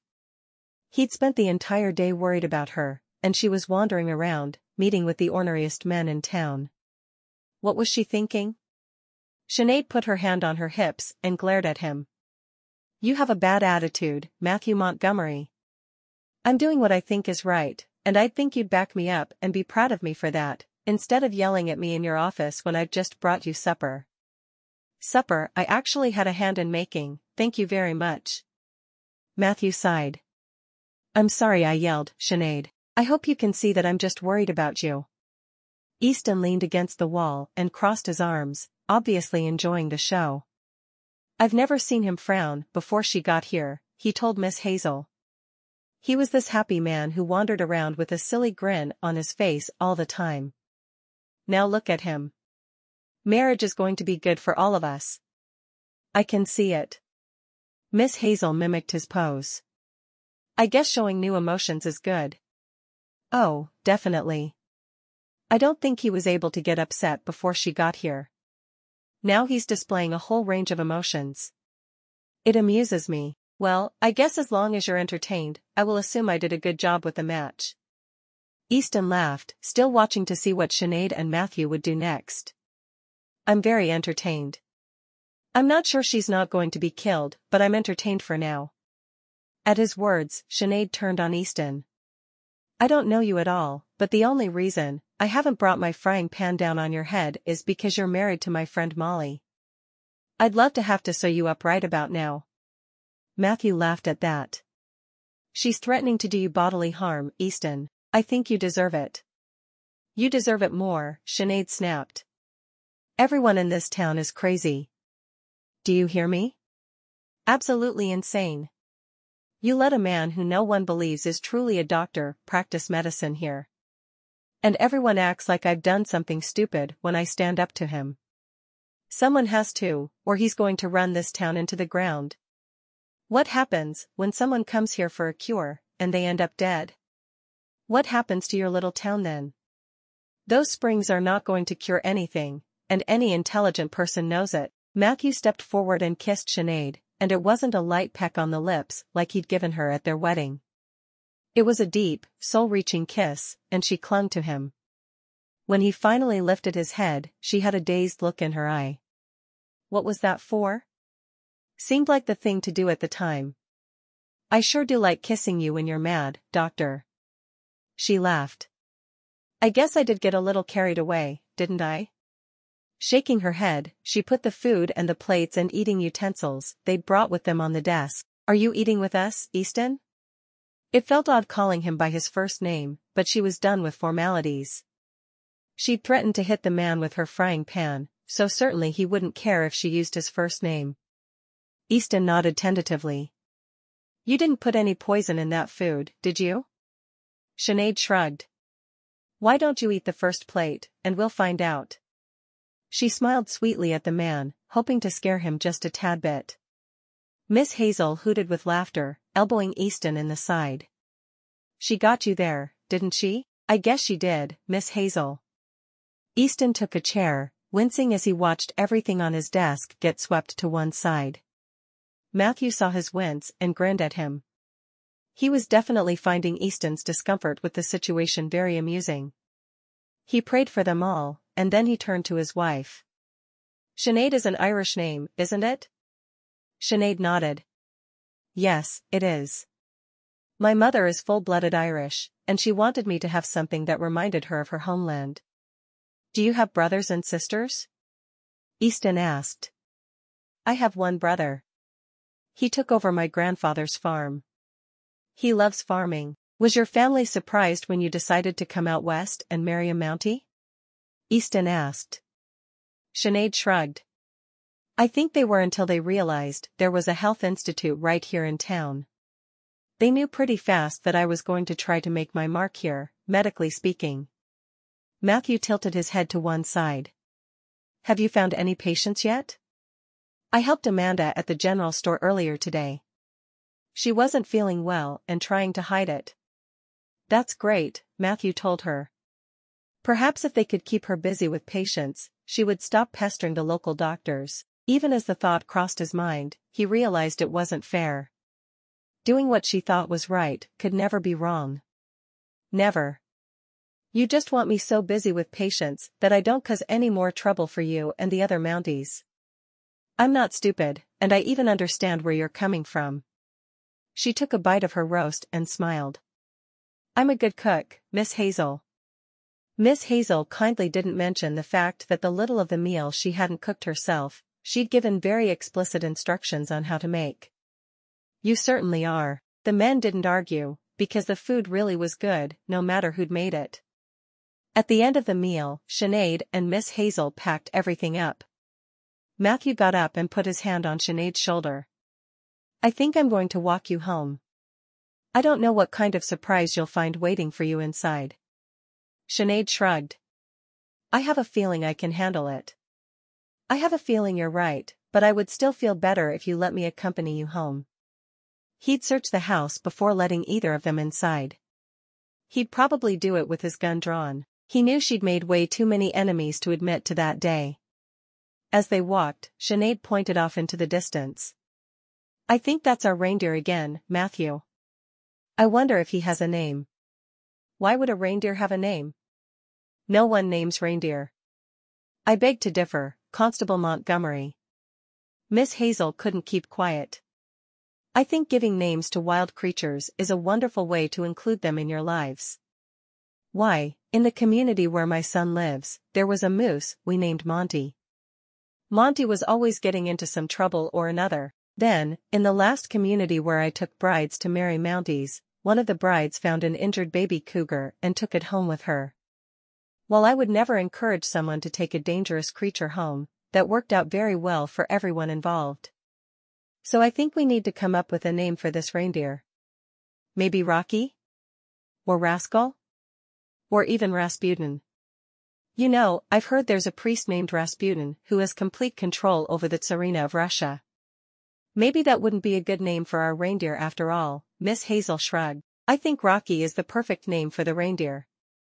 That works for me, Sinead agreed, wondering what the older woman was going on about. Sometimes she acted downright daft. As they reached the house, Matthew told them to wait outside for him. He pulled his gun, and went in to make sure the situation was safe. Once inside the cabin, Matthew realized it was clear. There was no one there to threaten his wife, which was good. He wasn't sure he could allow a man to live if he found him lying in wait for Sinead. Come on in, ladies. It's safe. For now. He couldn't believe his wife had made enemies in less than 48 hours in Cougar Springs. It always took him at least a week. He kissed Sinead softly. I'll be back when my shift is over in about 2 hours. Stay out of trouble for that long, would you? I'll stay with her and make certain she doesn't do anything she oughtn't. As soon as Matthew was gone, Sinead scoffed. I haven't noticed you staying out of trouble yet. Well, I know that, and you know that, but I don't think he knows that. Miss Hazel shrugged. I am going to stay with you for as long as you're alone tonight, that's fine. I'd love the company. Sinead heard the sound of a dog growling, and then a small child crying, so she rushed out into the street to see what was happening. There was a small child who had been caught by his diaper in the dog's mouth. The baby whimpered to try to get away, and the dog wouldn't let go. Sinead hurried back inside and got her frying pan, rushing out and lightly whacking the dog on the haunch with it. The dog dropped the diaper and ran off, and Sinead stood looking at her frying pan. I'm going to get a reputation for violence if I keep using this thing for other than its true purpose. Are you all right? Sinead asked, dropping to a squat in front of the boy. Are you hurt? There was a cut above the boy's right eye, and she looked at it carefully, trying to determine if he needed stitches. Miss Hazel, would you go fetch my medical bag? This boy needs a little bandage above that eye. Miss Hazel hurried off and returned, and the toddler sat on the ground, regarding Sinead curiously. I'm going to put a bandage on your cut, all right? The baby just kept looking at her, so when Miss Hazel came back with her bag, she opened it and cut a small piece of linen. Within moments, she'd cleaned and bandaged the boy. There. You're as good as new. A woman came rushing toward them, scooping the boy up in her arms. She was obviously slowed down by the child she was expecting. What did you do? Sinead got to her feet, closing her bag as she did. I heard a dog growling and a cry, so I came outside. I found a dog pulling the boy around by his diaper. The woman shook her head. You did a good job bandaging him. Are you a nurse? No, but I am a doctor. I couldn't let him run around cut that way, so I fixed it. I appreciate it. Do you deliver babies? Sinead shrugged. I do if there's a problem. For the most part, I think baby deliveries should be left to the midwives. The woman's face fell. Stella's retiring. She says she's too old to keep on delivering babies. Is that so? Sinead couldn't help but wonder if Molly had heard the local midwife was retiring. She knew her friend would prefer delivering babies to being a maid at the hotel. My friend Molly married Easton. I'm not sure of his last name, but he's the leader of the Mounties. Anyway, she's a midwife. I think she'd see you if you'd like. But if there's a problem, you'll help me? Are you worried there will be a problem? The woman shrugged. Dr. Jenkins told me that if I didn't drink his elixir, I could lose the baby. I refused to drink it because I don't drink alcohol, but now I'm worried that I hurt my baby. Sinead wanted to get her hands around the good doctor's neck. You did the right thing by refusing to drink it. I believe that drinking spirits while you're pregnant can cause your child to be very ill. Well, I'm glad I refused then. You think your friend will help me? I know she will. Sinead tapped the baby on the nose before returning to the house to finish the dishes. I like this town. I may not like that evil doctor who thinks he knows everything, but I like the people here. I think I'm going to be happy to make it my home. I can see why. It's a quiet little place, other than the Health Institute. And we know why the Health Institute is quiet. I have to wonder if they do more than just swindle the guests there. Like what? I don't know, but I had a brooch missing after they cleaned my room this morning. I met the maid as she left the room. I asked her about it, and she looked mortified. I know it couldn't have been her. Sinead filled the sink with the hot water she'd boiled, adding just enough cool that she could put her hands into the water to wash the dishes. Are you sure you're not imagining things, Miss Hazel?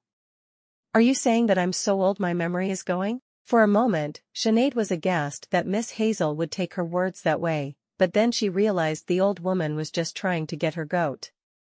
Well, it wasn't going to happen. Not now and not ever. Chapter 6. On his way home from work, Matthew was stopped by one of the Pinkerton agents who worked for Dr. Jenkins. Your wife is about to be in serious danger if she doesn't back off, Mountie.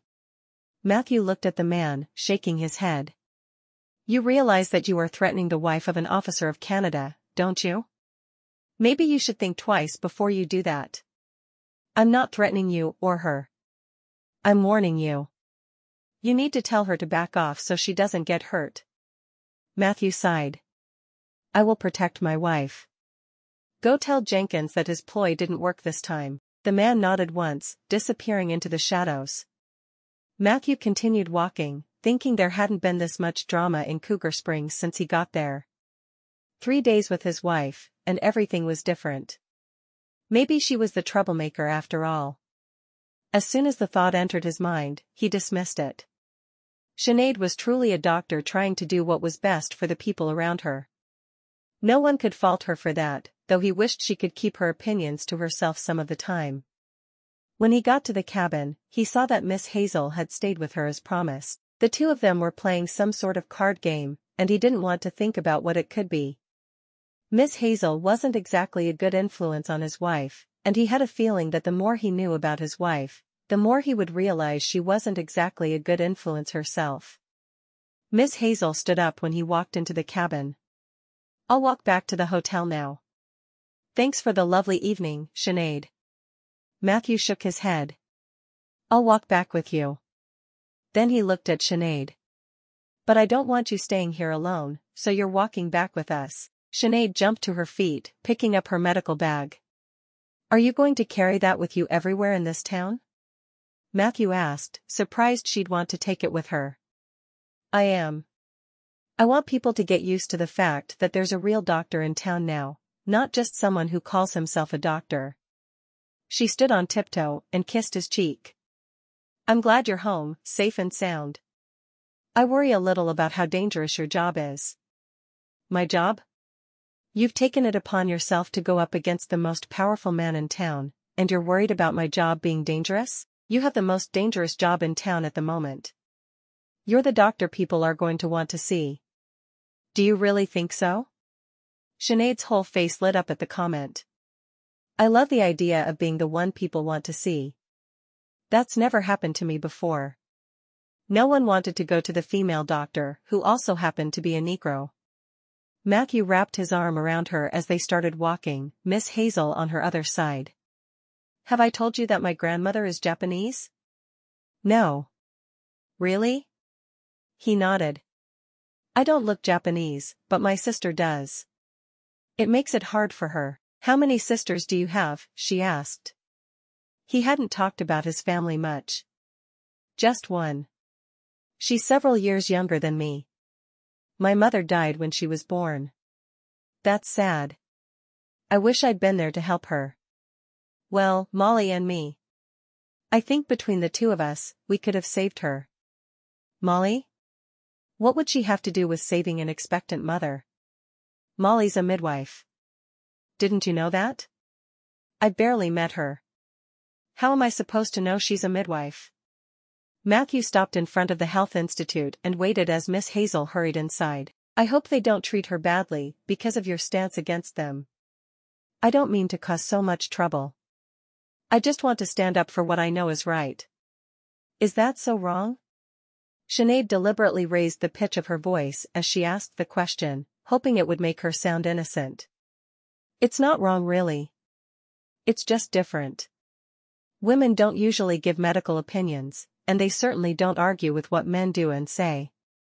I think you're a breath of fresh air, one that's in danger of being killed for her opinions, but a breath of fresh air. Sinead laughed. I like you, Matthew Montgomery. I'm so glad you were the Mountie who was waiting for me, and not one of the others. I'm glad I was too. As soon as you stepped off the train with the 3 other brides and Miss Hazel, I knew you were the one I wanted for myself. It really doesn't bother you that I'm not all white? She had been worried about that since the first moment they met. He shook his head adamantly.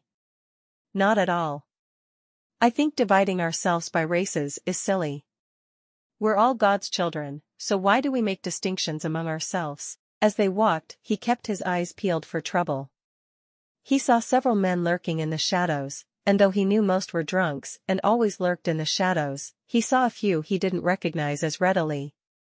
His wife was going to need 24-hour protection for the next month. It might even be smart to send her back east, though that was the last thing he wanted to do.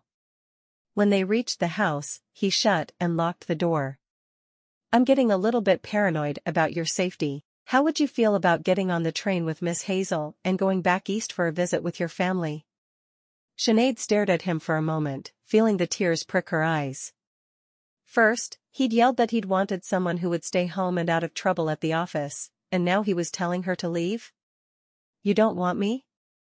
Matthew grabbed her by the shoulders and pulled her to him, holding her as close as he could. That's not it at all. Please don't think that. I want you to visit your family where you'll be safe. Then I want you to come back to me. She shook her head. No, teach me to shoot a gun and I'll carry it in my medical bag, but I'm not going to tuck my tail between my legs and run. Ever. I'm a stronger woman than that. He sighed. I know you are. I had to try. I want you safe. I'll be safe enough. Teach me to use a gun? He frowned for a moment, and then nodded. I'll take you out of town to where the other Mounties and I practice shooting before I work tomorrow. I have a spare handgun. I'll make sure you know how to use it. That sounds wonderful. She leaned a little closer to him. Want to know what else sounds wonderful? He looked down into her big brown eyes, feeling himself lost in them as usual. There was something almost magical about this woman he'd married. What? Running that crook out of town on a rail. Do they tar and feather people in this town? Because I think he should be tarred and feathered. Or maybe he should be tied into a burlap sack and thrown into a river like they do unwanted kittens. Don't you think that's a great idea? I think I don't ever want you angry with me. Frying pans, tar and featherings, burlap sacks, you're downright scary, don't you forget it either. She stood on tiptoe and brushed his lips with hers. I'm starting to like you a little bit, Matthew. A little bit, huh? She nodded emphatically. Maybe someday I'll like you a little bit more. I'll hold my breath as I dream of that day. You should. Matthew was afraid to leave her the next afternoon to go to work. What kind of mischief are you going to get into while I'm gone? Sinead made a face. Do you realize that I've lived almost 30 years without ever getting into trouble? I meet you, and people assume I've always been a mischief maker. I think you're a bad influence on me.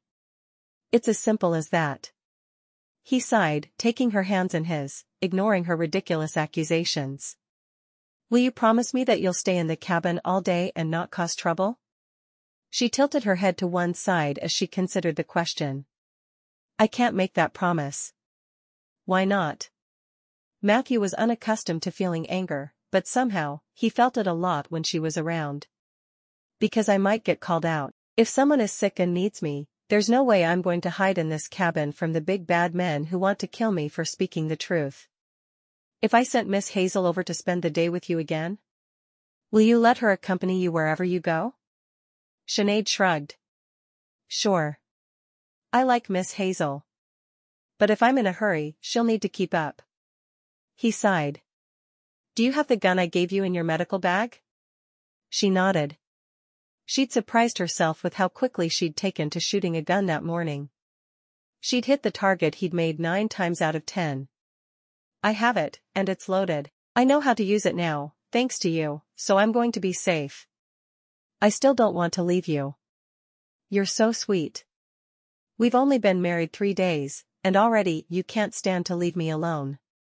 What are you going to be like after 50 years of marriage? I just pray that we'll hit 50 years after the way our marriage has started. I'm praying we hit 2 weeks at this point. Do you really think he's going to risk killing the wife of a Mountie? When everyone in town knows he wants me dead? From what I've heard, he's not a stupid man, and that would be a very stupid thing to do. Matthew shook his head. I still don't trust him. Then trust me. I can take care of myself. I've been doing it for a long time. Where did you go to medical school? Sinead frowned. I went to the Ontario Medical College for Women. Women aren't good enough to study at a medical school with men. She shook her head. I don't know what possessed me to want to be a doctor, but from the time I was a tiny little girl, I knew it was my future. Thankfully, I had parents who were willing to help me realize my dreams. I bet they were proud when you graduated. Of course they were. They knew exactly what I'd gone through to become a doctor. They knew that I had to be stronger than even the other women because of my mixed-race heritage. She shook her head. I'm proud of what I've done, but I wish I could get more patients. She didn't wish she hadn't had to move west to get patients, though, because somehow, she was falling for Matthew. He was exactly what she needed to feel strong and independent. I'm proud of you, too. I wish you'd be more careful, but I'm very proud of you for sticking up for your beliefs. She smiled. I'm glad. Now go to work. I'm going to be fine. I'll go over to the hotel and find Miss Hazel, and we'll spend the day together. You'll do no such thing. I'll stop by the hotel on my way to work and ask her to come here. You're not walking around this town alone any time in the near future. Got that? She shrugged. I'll do my best to obey you. Meaning what exactly? Matthew couldn't believe what a stubborn woman he'd had the fortune to marry. He could see now that if he'd married the homebody he'd been looking for, he wouldn't have been nearly as happy. Where would the challenge be in that? Meaning if someone comes with a medical emergency, I'm leaving and taking care of whomever it is. I'm not going to sit around picking my nose just because I'm safer here. You've given me the gun. You've done your duty. I'm sure if someone kills me, Miss Hazel will find you a new bride. Sinead waved her hand toward the door. Off with you. He kissed her quickly, hurrying toward the door. He couldn't be late. He was never late for anything. Be careful. I beg of you. I knew I'd be able to make you beg. She laughed to herself as he left and she started on the lunch dishes. His hours were odd, but she was getting used to them. They woke for breakfast, spent the morning together, had lunch together, and he went off to work, while she caused trouble. She grinned. Never in her life had she thought she'd be in a position where she could say what she thought was right and feel safe doing so.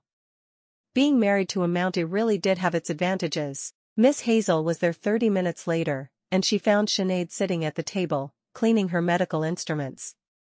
Wow, you keep them very clean. Your floor could use a good sweeping, but that little doodad you're holding is spotless. You're welcome to sweep the floor if it offends you. I want my tools of the trade to be perfect. Sinead didn't even glance up as she continued polishing. I could. But then I'd be depriving you of the pleasure of making a perfect home for your husband.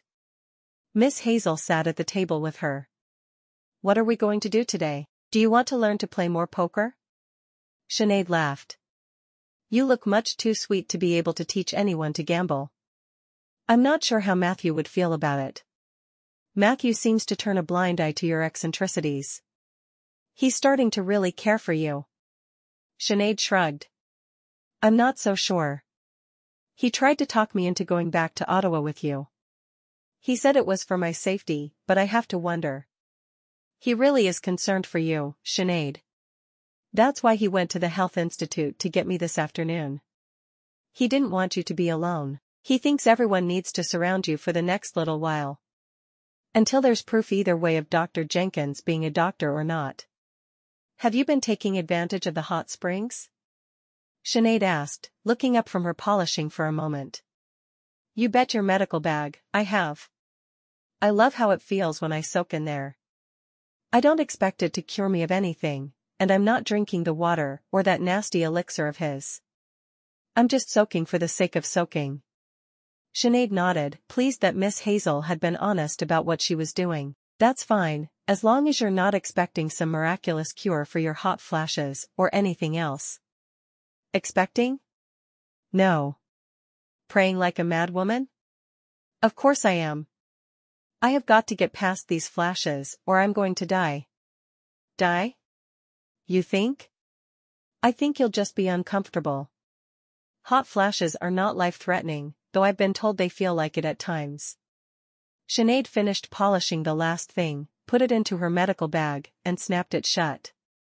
Maybe I'm exaggerating a little, but not very much. I hate hot flashes. I don't blame you. Sinead looked up at Miss Hazel, her eyes full of mischief. Let's go for a walk and see if we can find more sick people. Miss Hazel laughed. You're the only doctor in the world I know who gets excited at the thought of sick people. Do you have any idea how long I went to school for the privilege of healing people? Or what it cost my parents? If I didn't love what I do so much, there's no way I ever would have done it. Miss Hazel patted Sinead's hand. I do understand. I was just teasing you. So you'll go for a walk with me? I'd love to get close to the hot springs, so I can find out what people need help with and actually help them. Unlike what Dr. Jenkins is doing. I'm not sure that's a good idea. I promised Matthew I'd do my best to keep you out of trouble today. Sinead frowned. We could go to the train station and look for tourists who are there for the hot springs. I could help them before they ever even get to him. Another bad idea. You're just full of them today, aren't you? I guess I am. I want to do something. Sitting here is going to make me crazy pretty quickly. You've heard of cabin fever, haven't you? I have, but I don't think that's what your problem is. Why don't I go to the store and get some fabric, and we can sew curtains and tablecloths? That will keep us busy and out of trouble. Sinead wrinkled her nose, but nodded. I have to go with you, though, because I'm not allowed to stay here by myself. What if something terrible happened to me? Miss Hazel sighed. All right. Let's go. Are you taking your medical bag? Of course I am. That's where my gun is. If we don't find someone who can be a patient, I'll just shoot a random person and then heal them. You have a warped sense of humor, Sinead Montgomery. Sinead grinned. She did have a warped sense of humor, and she was mighty proud of it.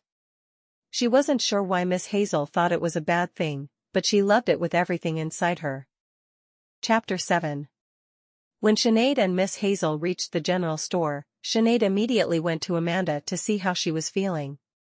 The other girl nodded. So much better. That herb you gave me has me feeling like myself again. I'm so glad. Sinead squeezed Amanda's hand. Okay, I'll shop then. Remember to come see me if you need me again. I won't forget. Sinead headed to the back of the store where Miss Hazel was already perusing the fabrics available. I like this flowery print.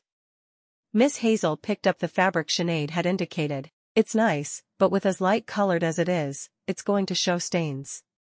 That won't matter on your windows, but it will for your tablecloth. Maybe we could use a dark blue that matches this part of the flower for your tablecloth, and this, for the curtains.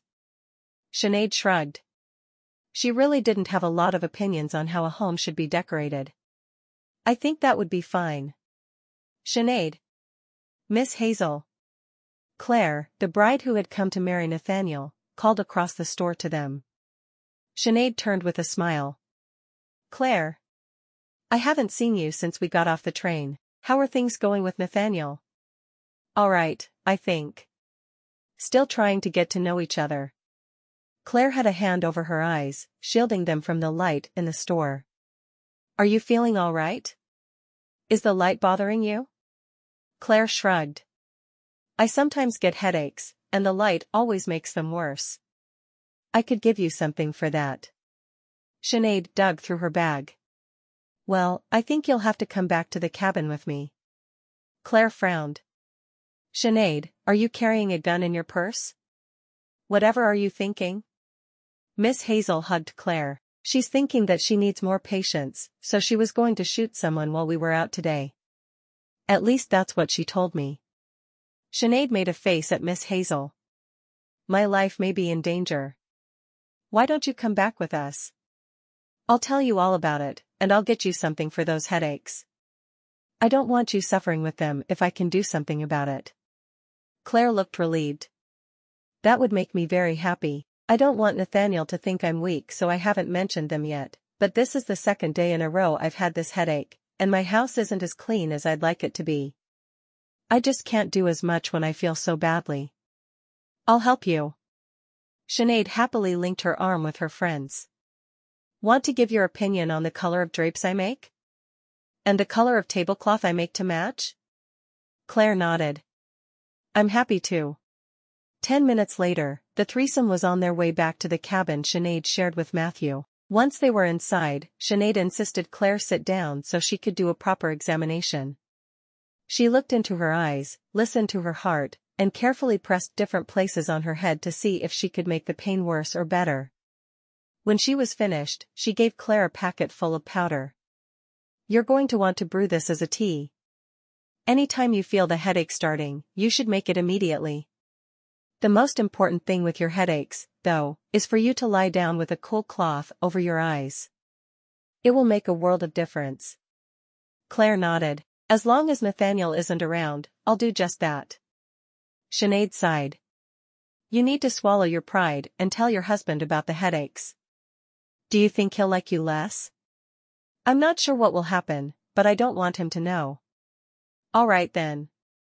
For now, I want you to go lie down on my bed with a cool cloth over your eyes. I'll let you know when you can get up. Anytime the pain gets bad, come to see me, and I'll help you. Claire accepted the cool cloth Miss Hazel handed her. Thank you.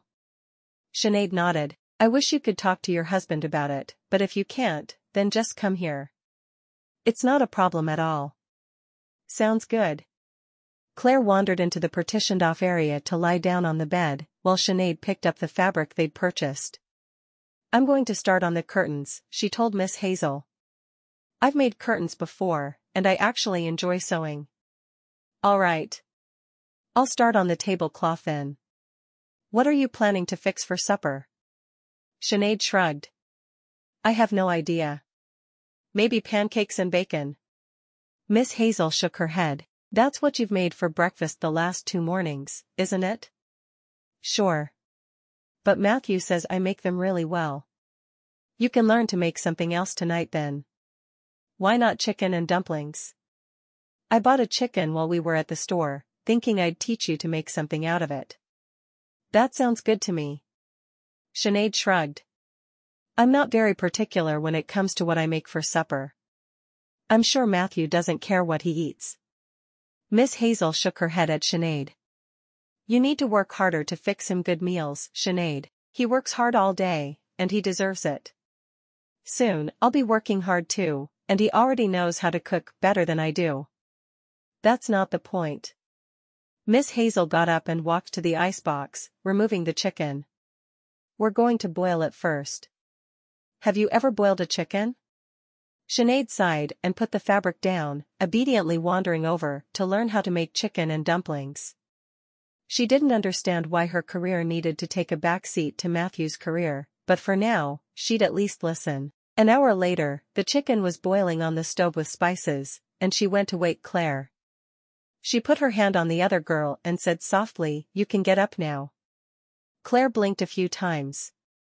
Headache still there, but lots better. Let me brew you a bit of the tea, and then I think you'll be ready to go home.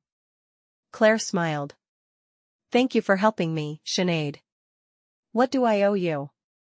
Not a thing. You're my friend, and I'm happy to help you. How do you expect to make a living as a doctor, not letting people pay for anything? Sinead frowned. I don't want to take your money, Miss Hazel called from across the room. Her floor needs to be swept, Claire. Sweep and you can call it even. Claire nodded, hurrying to the corner of the cabin where a broom was propped against the wall. Sinead started to argue, but the floor did need to be swept. She brewed the tea, and as soon as Claire was done, had her sit down to drink it. This doesn't work for everyone, but if it works for you, I'll make sure you have a good supply of it. I'm happy just to know about lying down with a cool cloth. That alone helps it some. Claire smiled up at her. Well, we'll do our best to keep you going. Sinead made sure Claire drank every drop of the tea and took the packet she'd given her earlier when she left. Come see me tomorrow, so I know how it's helping. Claire smiled and waved as she hurried off toward her own house. As soon as she was gone, Miss Hazel declared the chicken had boiled long enough, and Sinead was dragged back into the cooking she so detested. She wanted to be a better cook for her husband, but she didn't care to learn about cooking. It was a strange position to be in. As soon as supper was cooked, Miss Hazel took a small bite and nodded. These are fabulous for your first attempt at dumplings. Should we take some to Matt and Easton then? No idea. You and Molly should work out who takes supper on which day. Then neither of you will have to run up there every night. Or Molly could do it every night, and I could make my curtains. You're not going to get out of cooking, Sinead. I don't care how much you hate it. As a wife, you'll need to be able to provide meals for your husband. What about when the children come along? Sinead shrugged. I'll hope they have his skin tone. Sinead Montgomery. You have got to be the most exasperating bride I have ever matched to a Mountie. Really? I win. I'm not sure I'd call it winning. Miss Hazel sighed heavily. I really am not sure what to do with you. Walk with me to the Mountie office, and we'll see if the men have been fed. They can always get food from the saloon too. The saloon? Really? They serve food there? Miss Hazel nodded. Yeah, Sam runs it and she serves food. I'm sure Matthew likes to see you in the middle of his workday, so he's not going to complain if you bring him supper, though. I'll do that. But she might not again. Miss Hazel had to leave and quit watching her for bad wifely behaviors sometime, didn't she? Sinead put a lid on the pot that held the chicken and dumplings, and picked it up by the handle. Miss Hazel took bowls and spoons as well as a ladle. They walked through the streets, carrying supper for the men. I sure hope no one attacks us, because I'm not sure I can reach my gun with this in my hand. I can't believe Matthew taught you to use a gun anyway. Are doctors really supposed to be shooting at people? Only if they get shot at first. Sinead refused to worry about anyone hurting her. She was doing what was best for the town, and she was certain everyone realized that. The young mother whose son she'd helped the day before waved to her, and Sinead smiled and nodded at her. She was starting to recognize people on the streets in Cougar Springs, and she loved that they were recognizing her as the doctor in town. When she reached the Mountie office, she opened the door to find Matthew and Easton both bowed over a man who had a bullet in his shoulder. She set the pot down and rushed over, opening her medical bag. "Move over, Matthew. Let me see." She didn't wait for her husband to move, and instead pushed him out of the way. "Hold a lantern over the wound. I can't see it very well." The man lying on the desk gasped. "Why would you help me?" She realized then it was the man who had been in her cabin the night before. "It's my job," was all she said as she took out a scalpel and antiseptic. She poured the antiseptic over the wound, fighting a smile at the man's howl of pain. Why did it feel good to cause pain sometimes? She immediately went to work digging the bullet out of his shoulder, then dropped the offending object onto the chair. "There. It's gone." While she stitched and bandaged his shoulder, she questioned him. "Why didn't you go to Dr. Jenkins for help? Or go sit in the hot springs? Wouldn't the springs have magically cured your wound for you?" Matthew shook his head at her. "Now isn't the time, Sinead." She wrinkled her nose at him, but tied off the bandage in a tight knot behind his shoulder. "There. Keep it clean. If you have problems with it, come see me." The man, Mr. Jones, she thought he'd said his name was, nodded. "Yes, ma'am." "Who shot you?" She knew Matthew didn't want her asking any more questions, but she couldn't resist just the one. "Jenkins." Nothing more was said, but Sinead looked at Matthew with wide eyes. After the man had left, Matthew carefully cleaned off Easton's desk while the man shook his head. "It's going to take me a long time to make it perfect again. You're not doing it until after we have supper anyway," Miss Hazel inserted. She'd been quiet through the bullet removal, and Sinead had almost forgotten she was there. Easton sighed. "What are we having?" "Chicken and dumplings. Miss Hazel made me learn to make them myself." Matthew grinned. "Did it hurt to have to cook?" Sinead wrinkled her nose at him. "I just removed a bullet from that man. Why should I cook? I could have removed the bullet, you know."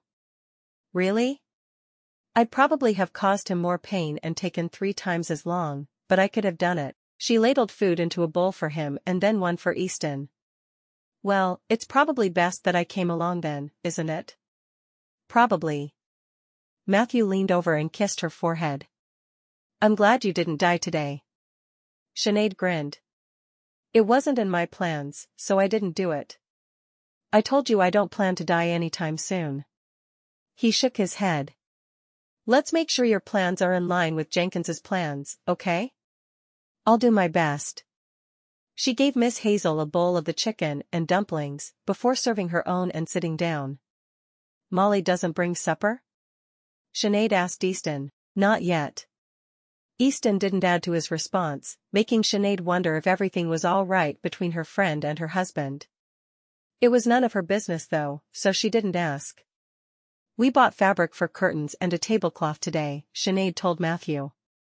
"Can you sew?" he asked, looking surprised. "You just saw me stitch up that man's shoulder." "Of course, I can sew." Matthew grinned. "I was asking if you could sew things other than human flesh." "I've been known to." Sinead took a bite of the dumplings, surprised that they really did taste good. She'd paid enough attention to Miss Hazel that she might just be able to duplicate this meal. Maybe cooking wasn't terrible if she was doing it for someone she loved. Sinead blinked a few times, realizing that everyone had gone on talking around her, but she couldn't hear them. Love? She couldn't possibly love Matthew. She'd only known him a few days. She looked at him, studying the way his dark hair fell over his forehead. Why did she ache to push it away? She loved him. How, she didn't know, but it was true. It probably wouldn't affect the way she acted at all, but knowing she loved him, it came as a shock. She'd never expected to fall in love with the man she'd come out to marry. "Sinead?" Matthew asked, frowning at her. "Are you even paying attention?" "No, I'm not." What did you say? Matthew sighed. I was wondering if you noticed anything suspicious on your way over here. I'm a little worried about you bringing supper every night, because I'm afraid people will expect you to come around the same time. It might be best if you didn't do it tomorrow. I won't if you don't want me to. Matthew stared at her in shock. Sinead was never agreeable to his plans. She did things her own way, and that was that. Are you feeling all right? Sinead shrugged, not meeting his eyes. How could she? I'm fine. Just sleepy. You should go home and go to bed then. He frowned. No, you really can't, because I'll need to walk Miss Hazel home, and I'm not leaving you alone. You'll have to stay awake until my shift is over. All right. Had she just agreed with him again? Surely she must have the plague to be acting so out of character. What was wrong with her? Do I need to take you to a doctor? No, I'm fine. I promise. She took another bite of her dumplings. I'll stay awake until you get home. Maybe Miss Hazel will help me make the curtains after we get the dishes done. Miss Hazel nodded, looking a little worried herself. Are you sure you're all right? I'm positive. You're acting like I've never been agreeable a day in my life. I assure you, I have. Sinead hated that they were noticing her strange behavior. She didn't want Matthew to know she had feelings for him, or he'd send her off on a train back east, expecting her to obey him, just because she was in love with him. Well, it wasn't happening. Does that mean you'll start doing what I say? Matthew asked. Sinead laughed softly. You're dreaming now, aren't you, Matthew? He sighed. I'm sure I am. I should know better than expecting something like that from you. Yes, you probably should. I have one question for you. What's that? Matthew asked. Why didn't you arrest Dr. Jenkins? Sinead couldn't understand why he wouldn't have been arrested. Because he has witnesses saying he was somewhere else. We can't arrest him without proof. Matthew shrugged. It makes me crazy, because we all know he did it, but he has 6 people saying he didn't. So he'll get away with it? Not necessarily. I hope not anyway. Chapter 8. Once Matthew had left for work the next day, Miss Hazel once again came to spend the day with her. I feel like you're here to watch over me, Sinead protested. Miss Hazel shrugged. I'm here to make sure everything is all right. And I'm going to teach you to cook a couple of more meals. Sinead groaned. I can cook 4 meals now. It won't be pancakes for every meal. Just stop complaining and let me teach you. I guess. Together they worked on making a stew, and Sinead remembered much of what Matthew had shown her when they'd made stew together. She didn't need much help with the meal. Once the stew was on the stove, stewing, there was a knock on the door. Sinead hurried over to see who it was, looking out the window before opening the door, because Matthew had made her promise she would. She was tired of his constant nagging of her to be careful, but she wasn't sure how to get him to be calmer. Once she saw who it was, she threw the door open. Beth. How are you? I'm having some health issues, which is why I came to see you, Beth said as if she'd rehearsed the words. Sinead looked at her friend for a moment. What sort of health issues? There are 3 things. The first is this hangnail. You came to see me for a hangnail? A hangnail and 2 other things. Beth extended her hand and showed her friend a hangnail on her index finger. It hurts when I soak it in hot water to do the dishes. All right. Let me take a look at it. Sinead couldn't believe her friend was there for something so simple, but she could certainly deal with it. Once she was done, she asked, what next? I have a sore throat. That was more along the lines of something Sinead thought someone should see a doctor for. She opened her medical bag to get a tongue depressor, and had Beth open her mouth. Let me see. Her throat wasn't even a little bit red, but Sinead wasn't terribly surprised by that after the hangnail. Drink some warm salt water. I will. What's the third thing you came for? Beth seemed to be thinking for a moment, and finally blurted out, I twisted my ankle on the way here. I think it might be sprained. Sinead squatted down to look at her friend's ankle, turning it first one way and then the other. Does that hurt? Beth shook her head. Not too much. Sinead shrugged. I don't think there's anything wrong with it. All right. Beth looked around the cabin, as if she was searching for something else to do. Do you want help with the sewing you're doing?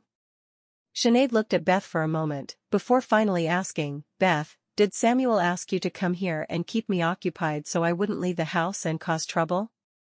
Beth immediately blushed, looking guilty. He said that it could mean the difference between life and death for you.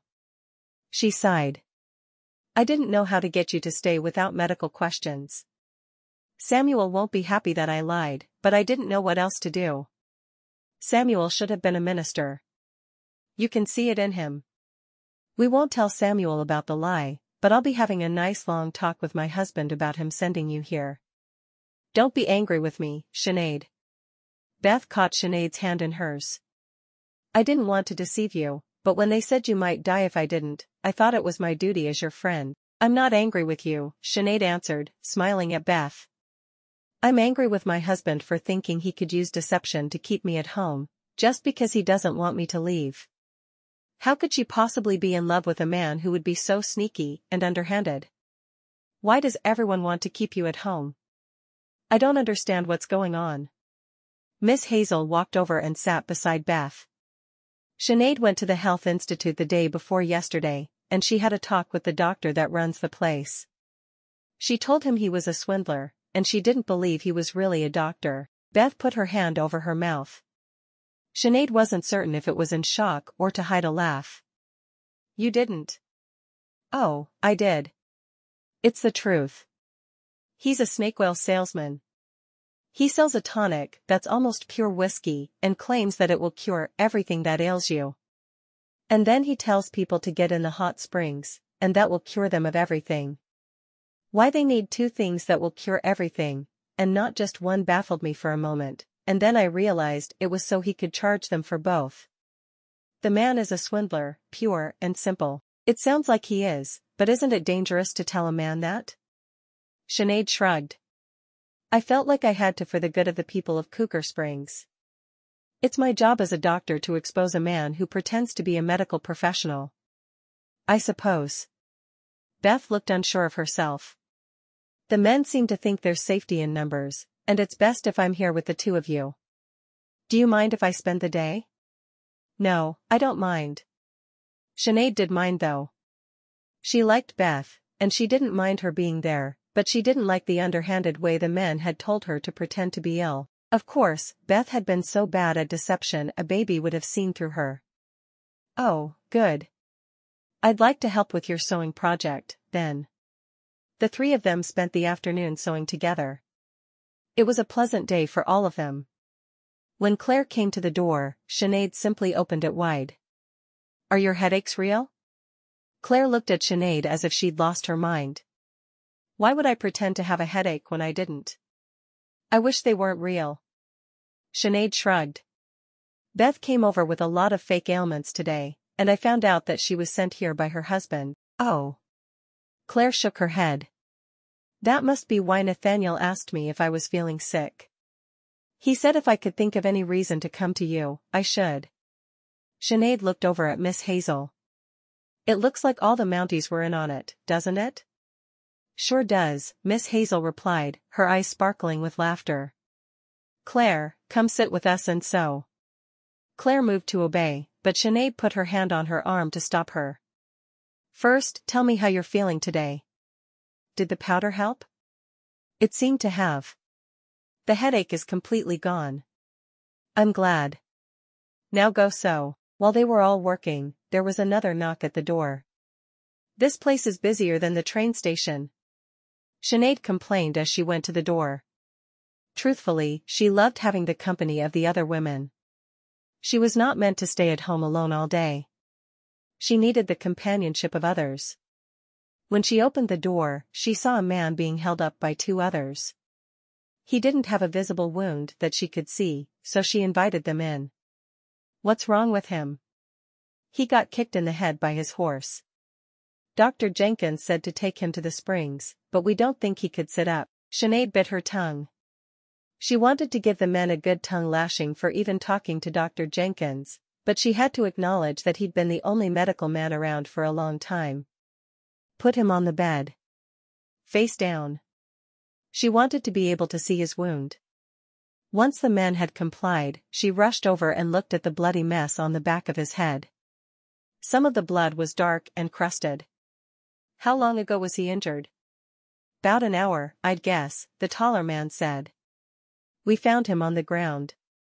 Next time you find someone injured, please bring him straight to me. Dr. Jenkins has no idea what he's doing." Sinead heated some water to sterilize it. "Does he have a wife?" "Sure," said the same man. "Want me to fetch her?" "That might be a good idea." Sinead wondered if the men had any brains at all. Why would they carry the man through town without first summoning his wife? She would need to be at his side. Once the water was hot, she got some strips of cloth and carefully cleaned his wound. She was happy to see that there was a great deal more blood than wound. Once it was clean, she carefully put 4 stitches in, tying off the last one. Then she wrapped cloth around his head to bandage it. When she'd finished, the 2 men came back. They had a woman with them who looked down at the man. "Is Thomas going to live?" she asked, seeming very casual about the whole thing to Sinead's way of thinking. "I believe he is. We'll have to see how he is when he wakes up." The woman nodded and sat beside her husband on the bed. "All right, then. Do you not want him to live?" Sinead asked, wondering what was going through the woman's mind. "Of course I want him to live. I'm just making sure." "What's your name?" "Janice." "All right, Janice. I think it will do him good to see you as soon as he wakes up. I can stay for a little while, but then I need to get home.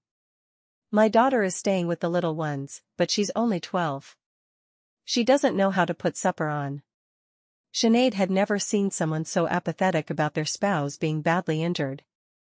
"I hope he'll wake up soon, and then he can go home with you." Thomas stirred then, groaning loudly. "I feel like I got kicked in the head by a horse." "That's exactly what happened," Sinead told him. "Who are you?"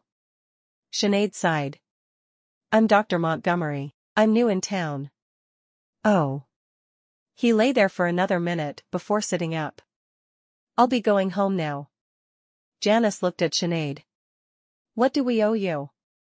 Sinead named a price that had the couple looking at her with surprise. Dr. Jenkins would have charged 10 times that.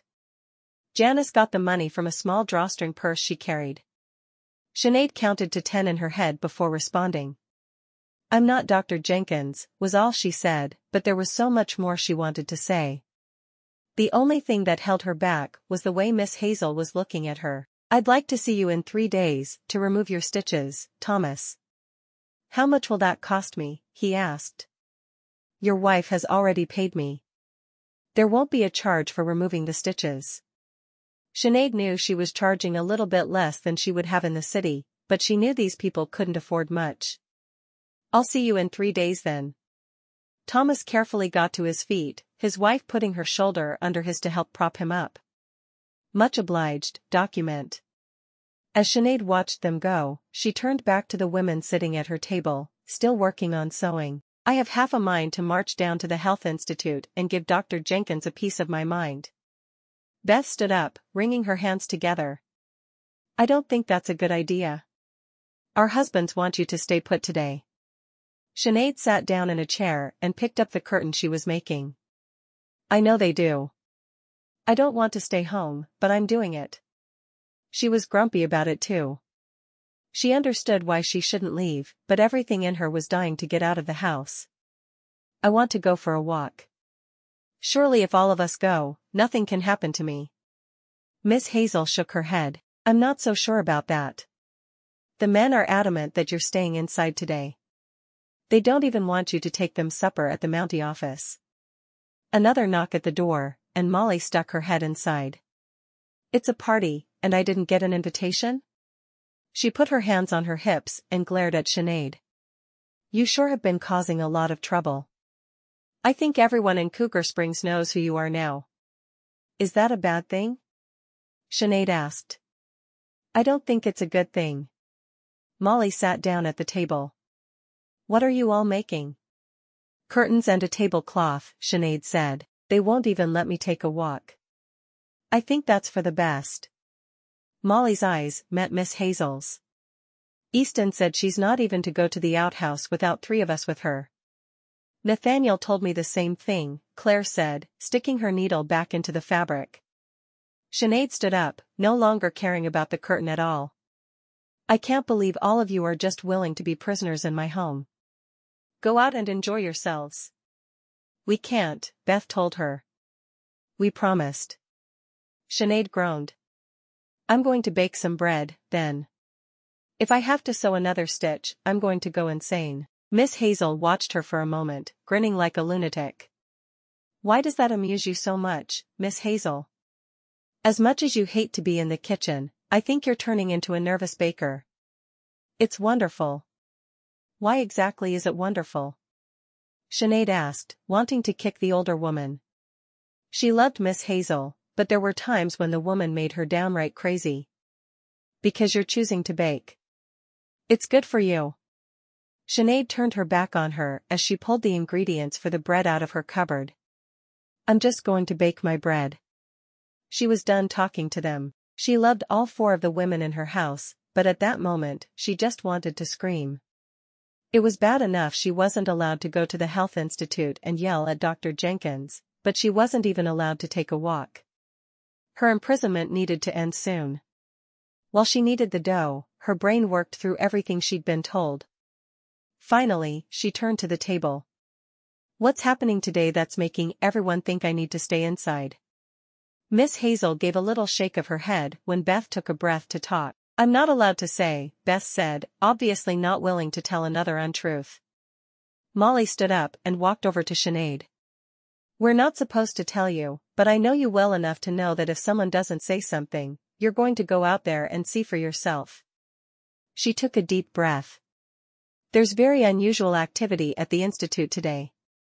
Dr. Jenkins told all the maids to go home, and he had all the Pinkerton men in his office. People have been coming and going all day. We're not sure exactly what's happening, but something is, and the Mounties feel that you're better off staying at home where you're safe from harm. Sinead looked between them, seeing on all of their faces that there was nothing else they were hiding. So I'm stuck here until activity dies down at the institute? Molly shrugged. We think so. No one has really given us more information than that. Easton tried to get me to come over here with some fake medical concern, but I refused. We're friends, and I won't lie to my friends. Sinead nodded. Thank you for that. She wished she could come up with a plan so she could do something, but what was there to do? She'd have to wait it out. I guess I'll finish baking this bread. Does anyone want to bake some cookies? By the time Matthew got home from the office that evening, the women had finished the curtains, the tablecloth, and made 6 dozen cookies, 2 cakes, and 8 loaves of bread. Have you turned my cabin into a bakery? He asked.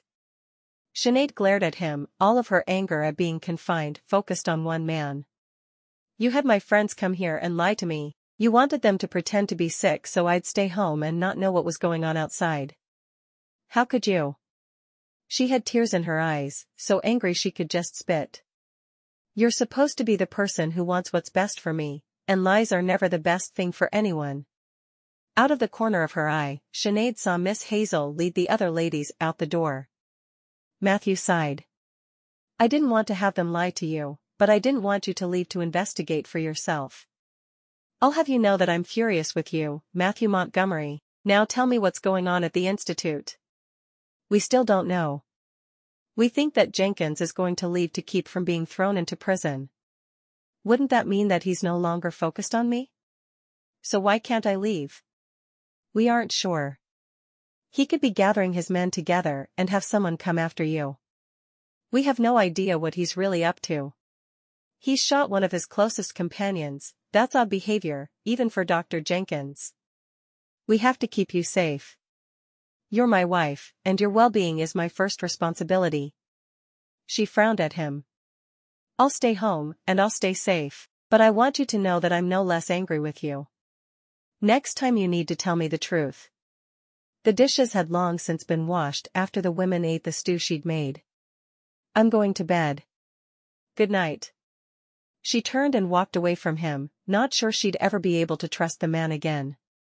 Of course, she still loved him, but trust? That was something completely different. Chapter 9. When she woke the next morning, Sinead was still mad at everyone. If Matthew had just trusted her enough to be honest with her, everything would have been fine, but instead, he'd had her friends pretend illnesses to keep her occupied. Deceptive behavior was not something she dealt well with. She found Matthew in the kitchen, talking to Easton in low tones. Am I required to stay in the house all day again? Matthew glanced at her, looking almost nervous. Dr. Jenkins disappeared during the night. We had someone watching him, so we're not sure how he slipped away, but he did. There's a new doctor there now, and he's already shown his credentials. Is he going to run the sanitarium the same way Dr. Jenkins did? No idea. I guess we'll have to wait and see. I'm going to go see him. Sinead disappeared behind the curtain to dress. If Dr. Jenkins was gone, then her danger was over, and she was free to go where she pleased. No, Matthew went behind the curtain with her. I want you to stay away until we know what kind of doctor this Dr. Porter is. There's no reason for you to endanger your life again. What if he's looking for someone to work with him? I'd have a way to practice medicine. Or if he's as bad as Dr. Jenkins, we want to know right away, don't we? Matthew closed his eyes and counted to 10. Why don't you write down a list of questions for me to ask him when I go introduce myself? I want to ask myself. I want to see his face when he answers them. Sinead sat down to put on her socks and shoes. You can go with me if you need to, but really, this is a doctor-to-doctor interview. I don't want you getting hurt. How many times do I have to tell you that? You taught me to shoot. I'm good at it. I also am very aware of my surroundings. I'm a doctor. It's my job to help people, not stay here in the house all the time. She stood up, reaching for a hat, which she pinned to her hair. There, I'm ready. Matthew caught her arm as she walked out into the main area. I don't want you doing this. Sinead's eyes met his. As a doctor, this is my job. I will not let you keep me from what I vowed to spend my life doing. Please remove your hand from my arm. Come with me or stay here, but I'm going. She grabbed her medical bag from the table and hurried out the door, aware that Matthew was right behind her. I don't like this, Sinead. I know you don't. I don't like that you think it's your job to tell me what to do. You do realize I'm your husband, don't you? Sinead stopped walking and glared at him. And you realize that I'm a woman with a mind that actually works, don't you? That I know how to take care of myself, that I've been doing it for a long time. How do you think I survived in Toronto during medical school? There was no one watching over me there. That was before we married. Now you're my responsibility. Matthew couldn't remember ever being quite so angry with someone. Sinead was special to him, and he wasn't about to let her get hurt, no matter what fool notion she got in her head. You've known me for less than a week. How can I be your responsibility? How can you not? We're married. Didn't she even know what the word married meant? I kind of got that impression when we were sharing a bed all week. She picked up the bottom of her skirt to keep from tripping and continued on her way. I assume you'll be coming with me for my first audience with Dr. Porter? He caught her arm. Sinead, I'm known for my even temper. I never frown. I've always got a smile on my lips, or I have one waiting to come to them. But you have me so angry right now, I'm ready to throw you over my shoulder and carry you right back to our cabin. I know you're angry, I can see it on your face. But I'm doing this. I feel it's important for my career. You may accompany me, or turn around and go home. Either way, I will do what I feel is my duty as a doctor. I don't want you to be angry. I don't want to defy you. But I will. Make your choice, because I'm going. For a moment, he seriously considered throwing her over his shoulder. He knew she'd never forgive him, though, and he wanted a happy, peaceful marriage. Well, as peaceful as it could be when he was married to the most stubborn woman in all of Canada. Finally, he shook his head. I'll come with you. You leave me no real choice. She smiled at him, standing on tiptoe to kiss his cheek. You're a good husband, Matthew. Then she turned and hurried down the street toward the Health Institute. When she went in the side entrance, and stood outside the director's door, she knocked, noting that Matthew was still at her side. When the door opened, she faced an older man, who seemed to be relaxed in his new office. I'm Dr. Sinead Montgomery. He opened the door wide, inviting her inside. Come in, Dr. Montgomery. I was informed you would be making a call soon after I arrived. Have a seat. Sinead took the seat directly across from the doctor, while Matthew stood behind her, his hand on his weapon. She ignored his stance and folded her hands in her lap, smiling at the man. I understand you've taken over for Dr. Jenkins. I bought him out, lock, stock and barrel. The institute is now mine. It's a beautiful place. What do you intend to do with it? Do with it? I intend to run it, of course. And I have a need for qualified physicians. Where did you go to school, Dr. Montgomery? The Ontario Medical College for Women. Where did you go to school, Dr. Porter?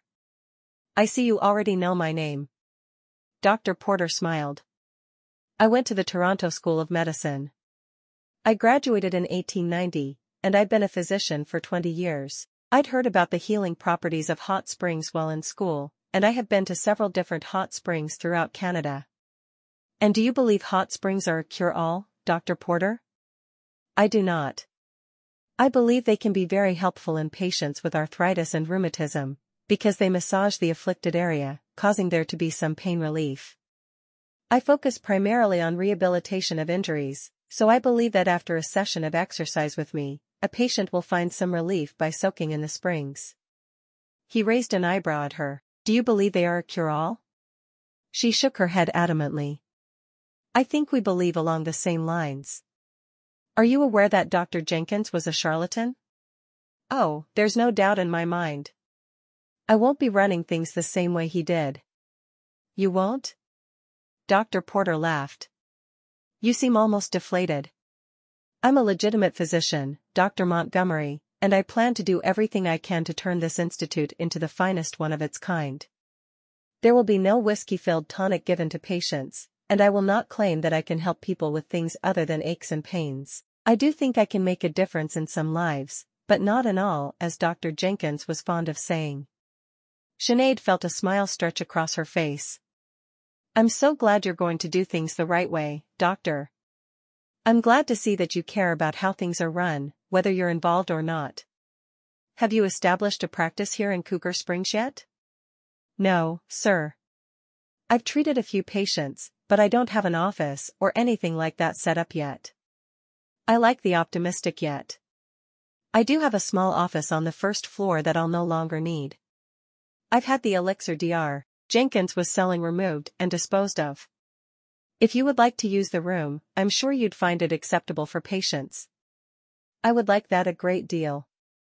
What would you charge me for that? Consider it a professional courtesy. If you have enough patients in 6 months to pay for the office, we'll reevaluate then. I hope you won't mind if I send cases that I'm not interested in taking on your way. Sinead frowned. What sort of cases? Oh, just about anything other than rehabilitative medicine. This place is only good for that. If I send others to you, will you take them on? Sinead nodded.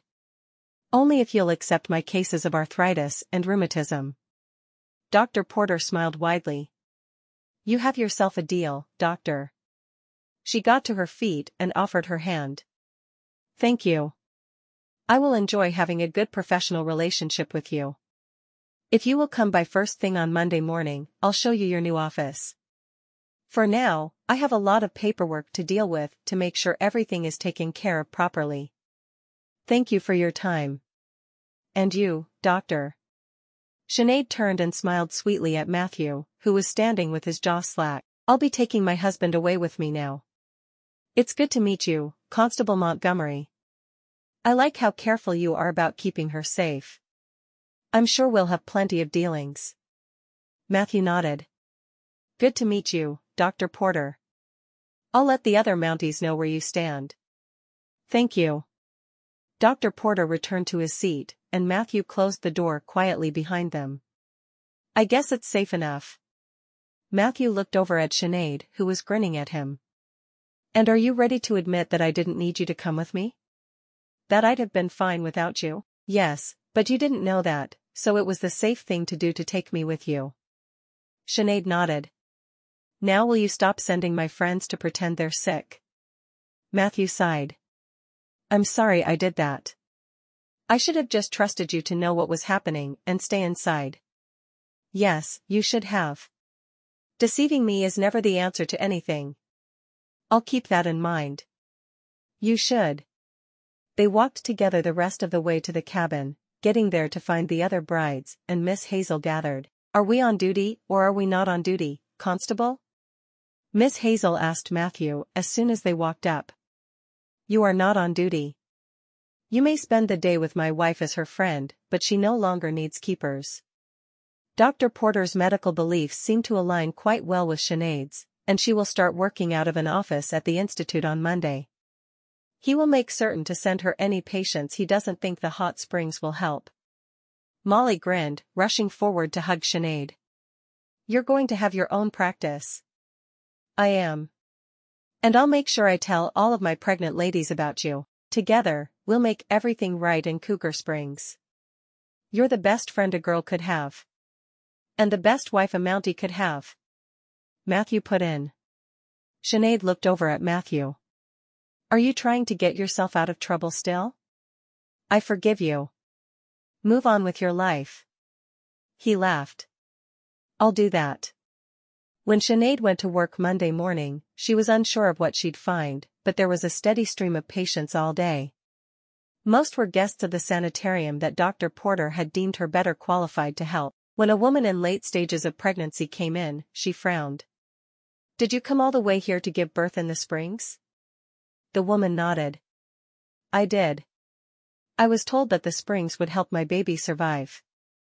I had a stillbirth a year ago, and I can't bear for that to happen again. Her eyes were filled with tears as she talked about the baby she'd lost. The Springs won't help you, but I have a friend who is an experienced midwife. Between the two of us, we'd have a much better chance of your baby being born alive than sitting in the hot springs would give you.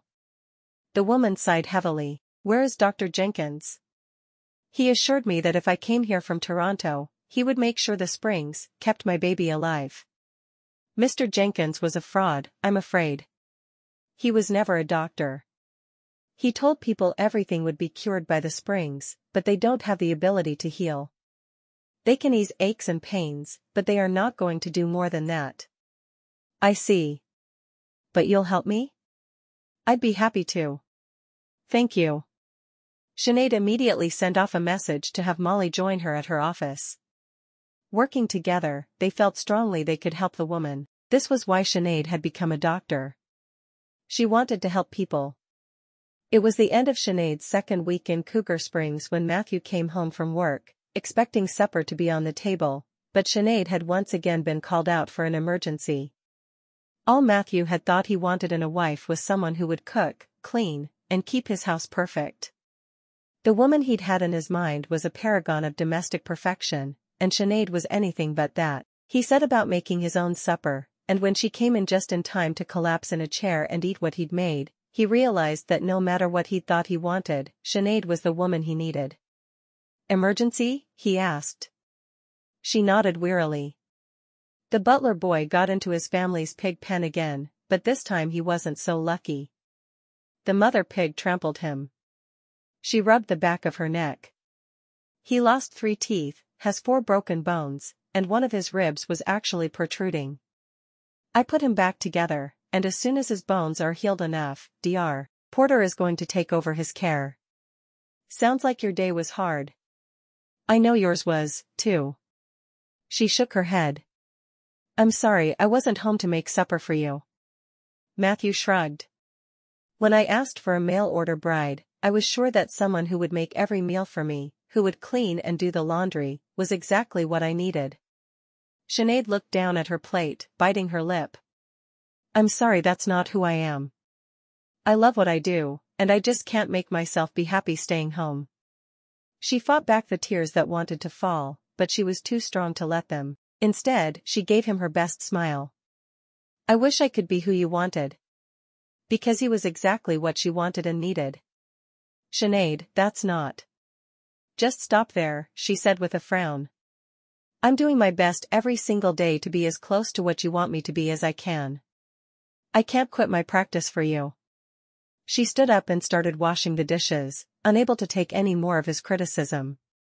She'd known since the day she arrived that she wasn't what he was looking for in a wife. Why did he have to bring it up and make her feel worse about it? After a moment, Matthew tried one more time, walking up behind her and putting his hand on her shoulder. Stop, please. I'm not ready for any more criticism. I worked too hard today, and I just can't take it. She continued washing dishes, and he shook his head, sitting down at the table. How was he supposed to tell her he loved her when she was in this kind of mood? He'd wanted to tell her that he'd been wrong about what she needed, but she hadn't allowed it. Surely there was a better way of making her understand. Chapter 10. Sinead wrapped the gift she'd painstakingly made for Matthew for Christmas. It was the wee hours of the morning on Christmas Day, and she'd been called out for an emergency. Again. She'd had no idea if she would even make it home on time. Now that she was there, she tiptoed through the cabin, making sure everything was just so for Christmas morning. There were a few presents scattered around, and she'd carefully decorated a tree for her and Matthew's first Christmas together. Since she didn't have to work the next day, it didn't make sense for her to sleep. Matthew would be up in an hour or two, so she might as well make breakfast. She'd sleep afterward.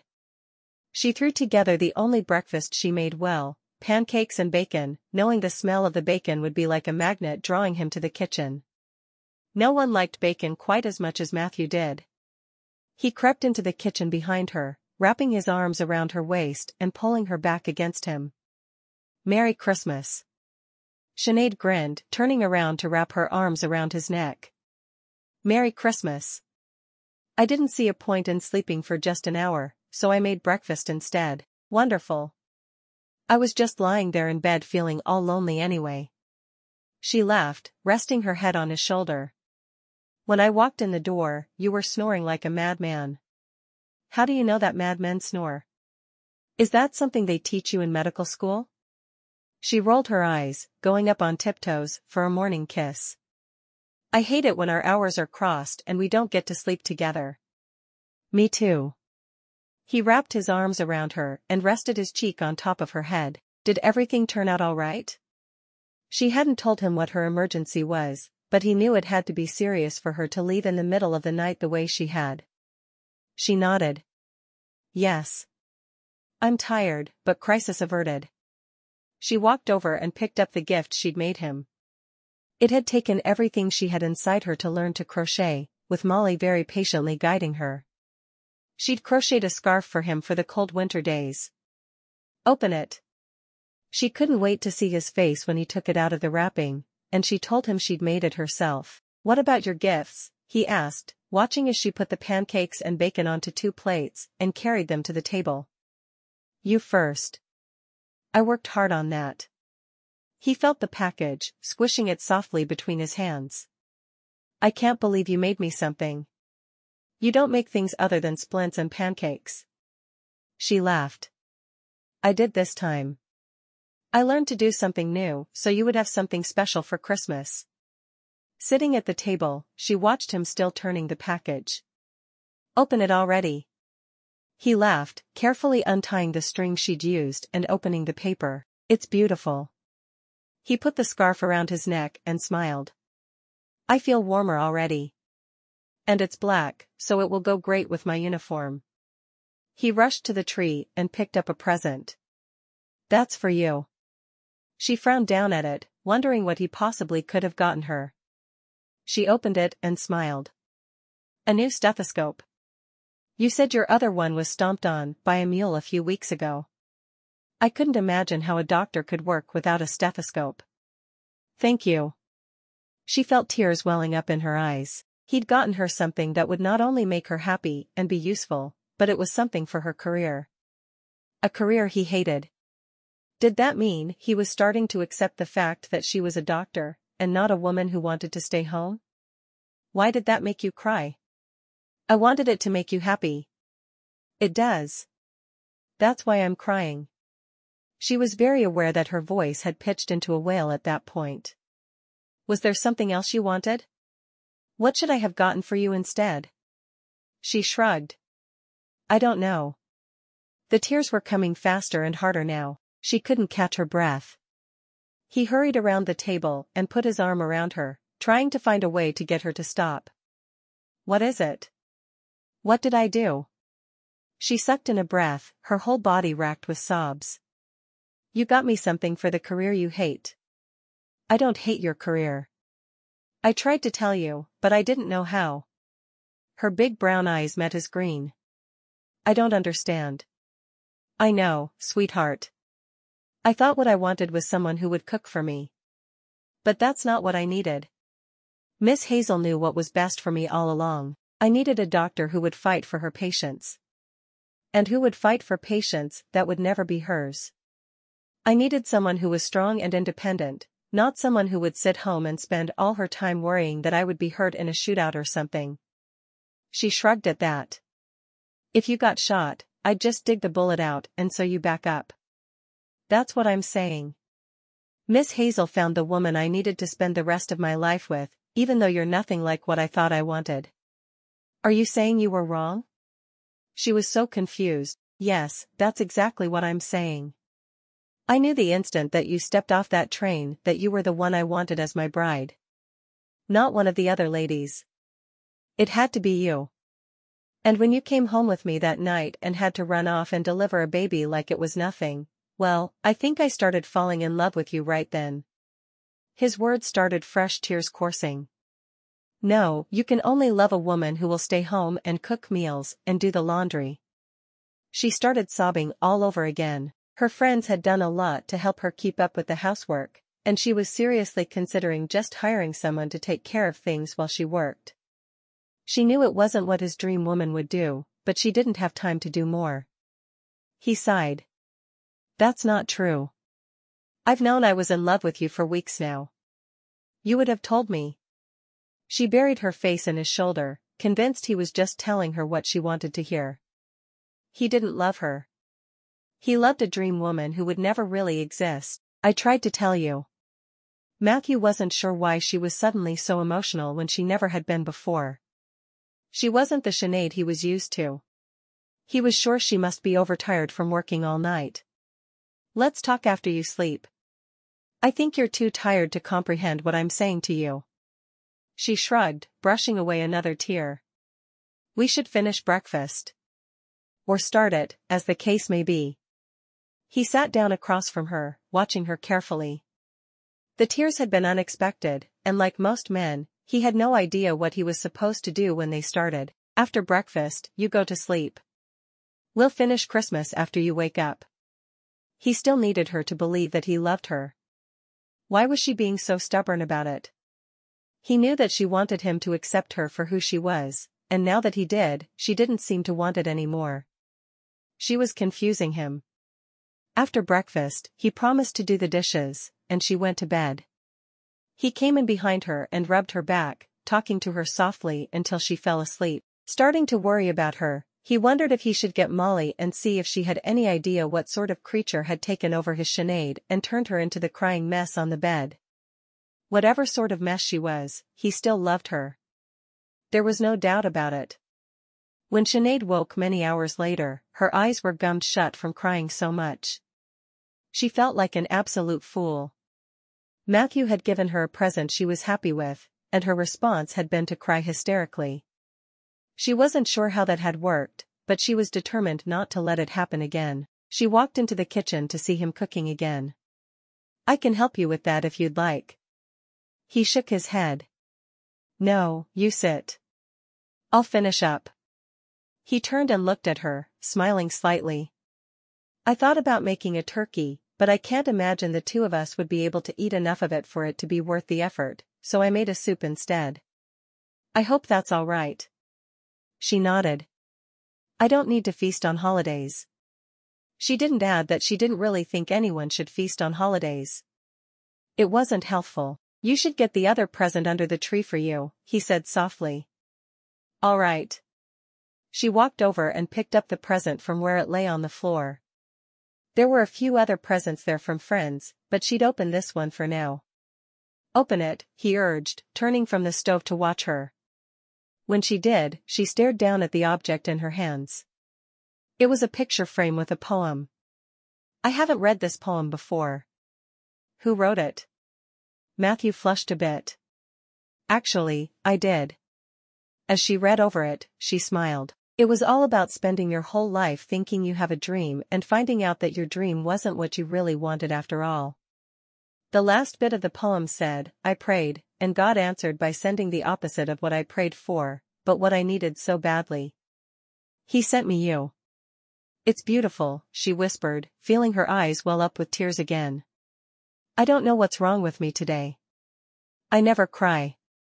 Sometimes tears are good. He walked over to her and took her hand, pulling her to her feet. Sinead Montgomery, all of my dreams of what a perfect woman for me would be were silly and wrong. Miss Hazel found my perfect woman, and she sent her to me. You are exactly what I wanted, and everything I need. You are the fulfillment of every dream I've ever had. I love you with everything inside me, and if we weren't already married, I'd beg you to be my bride. You really love me? Even though I don't know how to cook, or clean, or do laundry, or, I need to stop before I convince you that I'm not good enough to be your wife. He laughed. You're perfect for me in every way. I need you in my life like I've never needed anything else. If I was told I could have you or bacon every day for the rest of my life, but never both, I would still choose you. She grinned. Well, I know it's true love if you choose me over bacon. I wasn't sure that was even possible. I don't even care if you never return my love. I know you came here to be a doctor, not to be a wife, and I understand that. Being a doctor is the most important thing in your life. She frowned at him. It's not the most important thing. You are. I did come here to be a doctor, but when I got off that train, I was given so much more. A man who accepts me for who I am, and I love him with my whole heart. If I had to, I'd give up medicine for you. She hoped he wouldn't ask for it, because it would feel as if she'd cut off her right arm, but if that was what he needed from her, she'd do it. She said a silent prayer, he wouldn't need it. He shook his head at her. When I used to imagine being married, and I thought about the woman I'd marry and how she'd wait at home for me, I always pictured someone who needed my protection. You came along so strong and independent, but I realized I prefer your feisty attitude to any of my friends' wives. No, you're perfect just the way you are. She breathed a sigh of relief at his words. Well, I love you, and you love me. Now what? He laughed. I think this is the part of the story where we both live happily ever after. I could use that. Could we sleep for a few days straight too? Just so we can catch up. Absolutely. He folded his arms around her, stroking her back.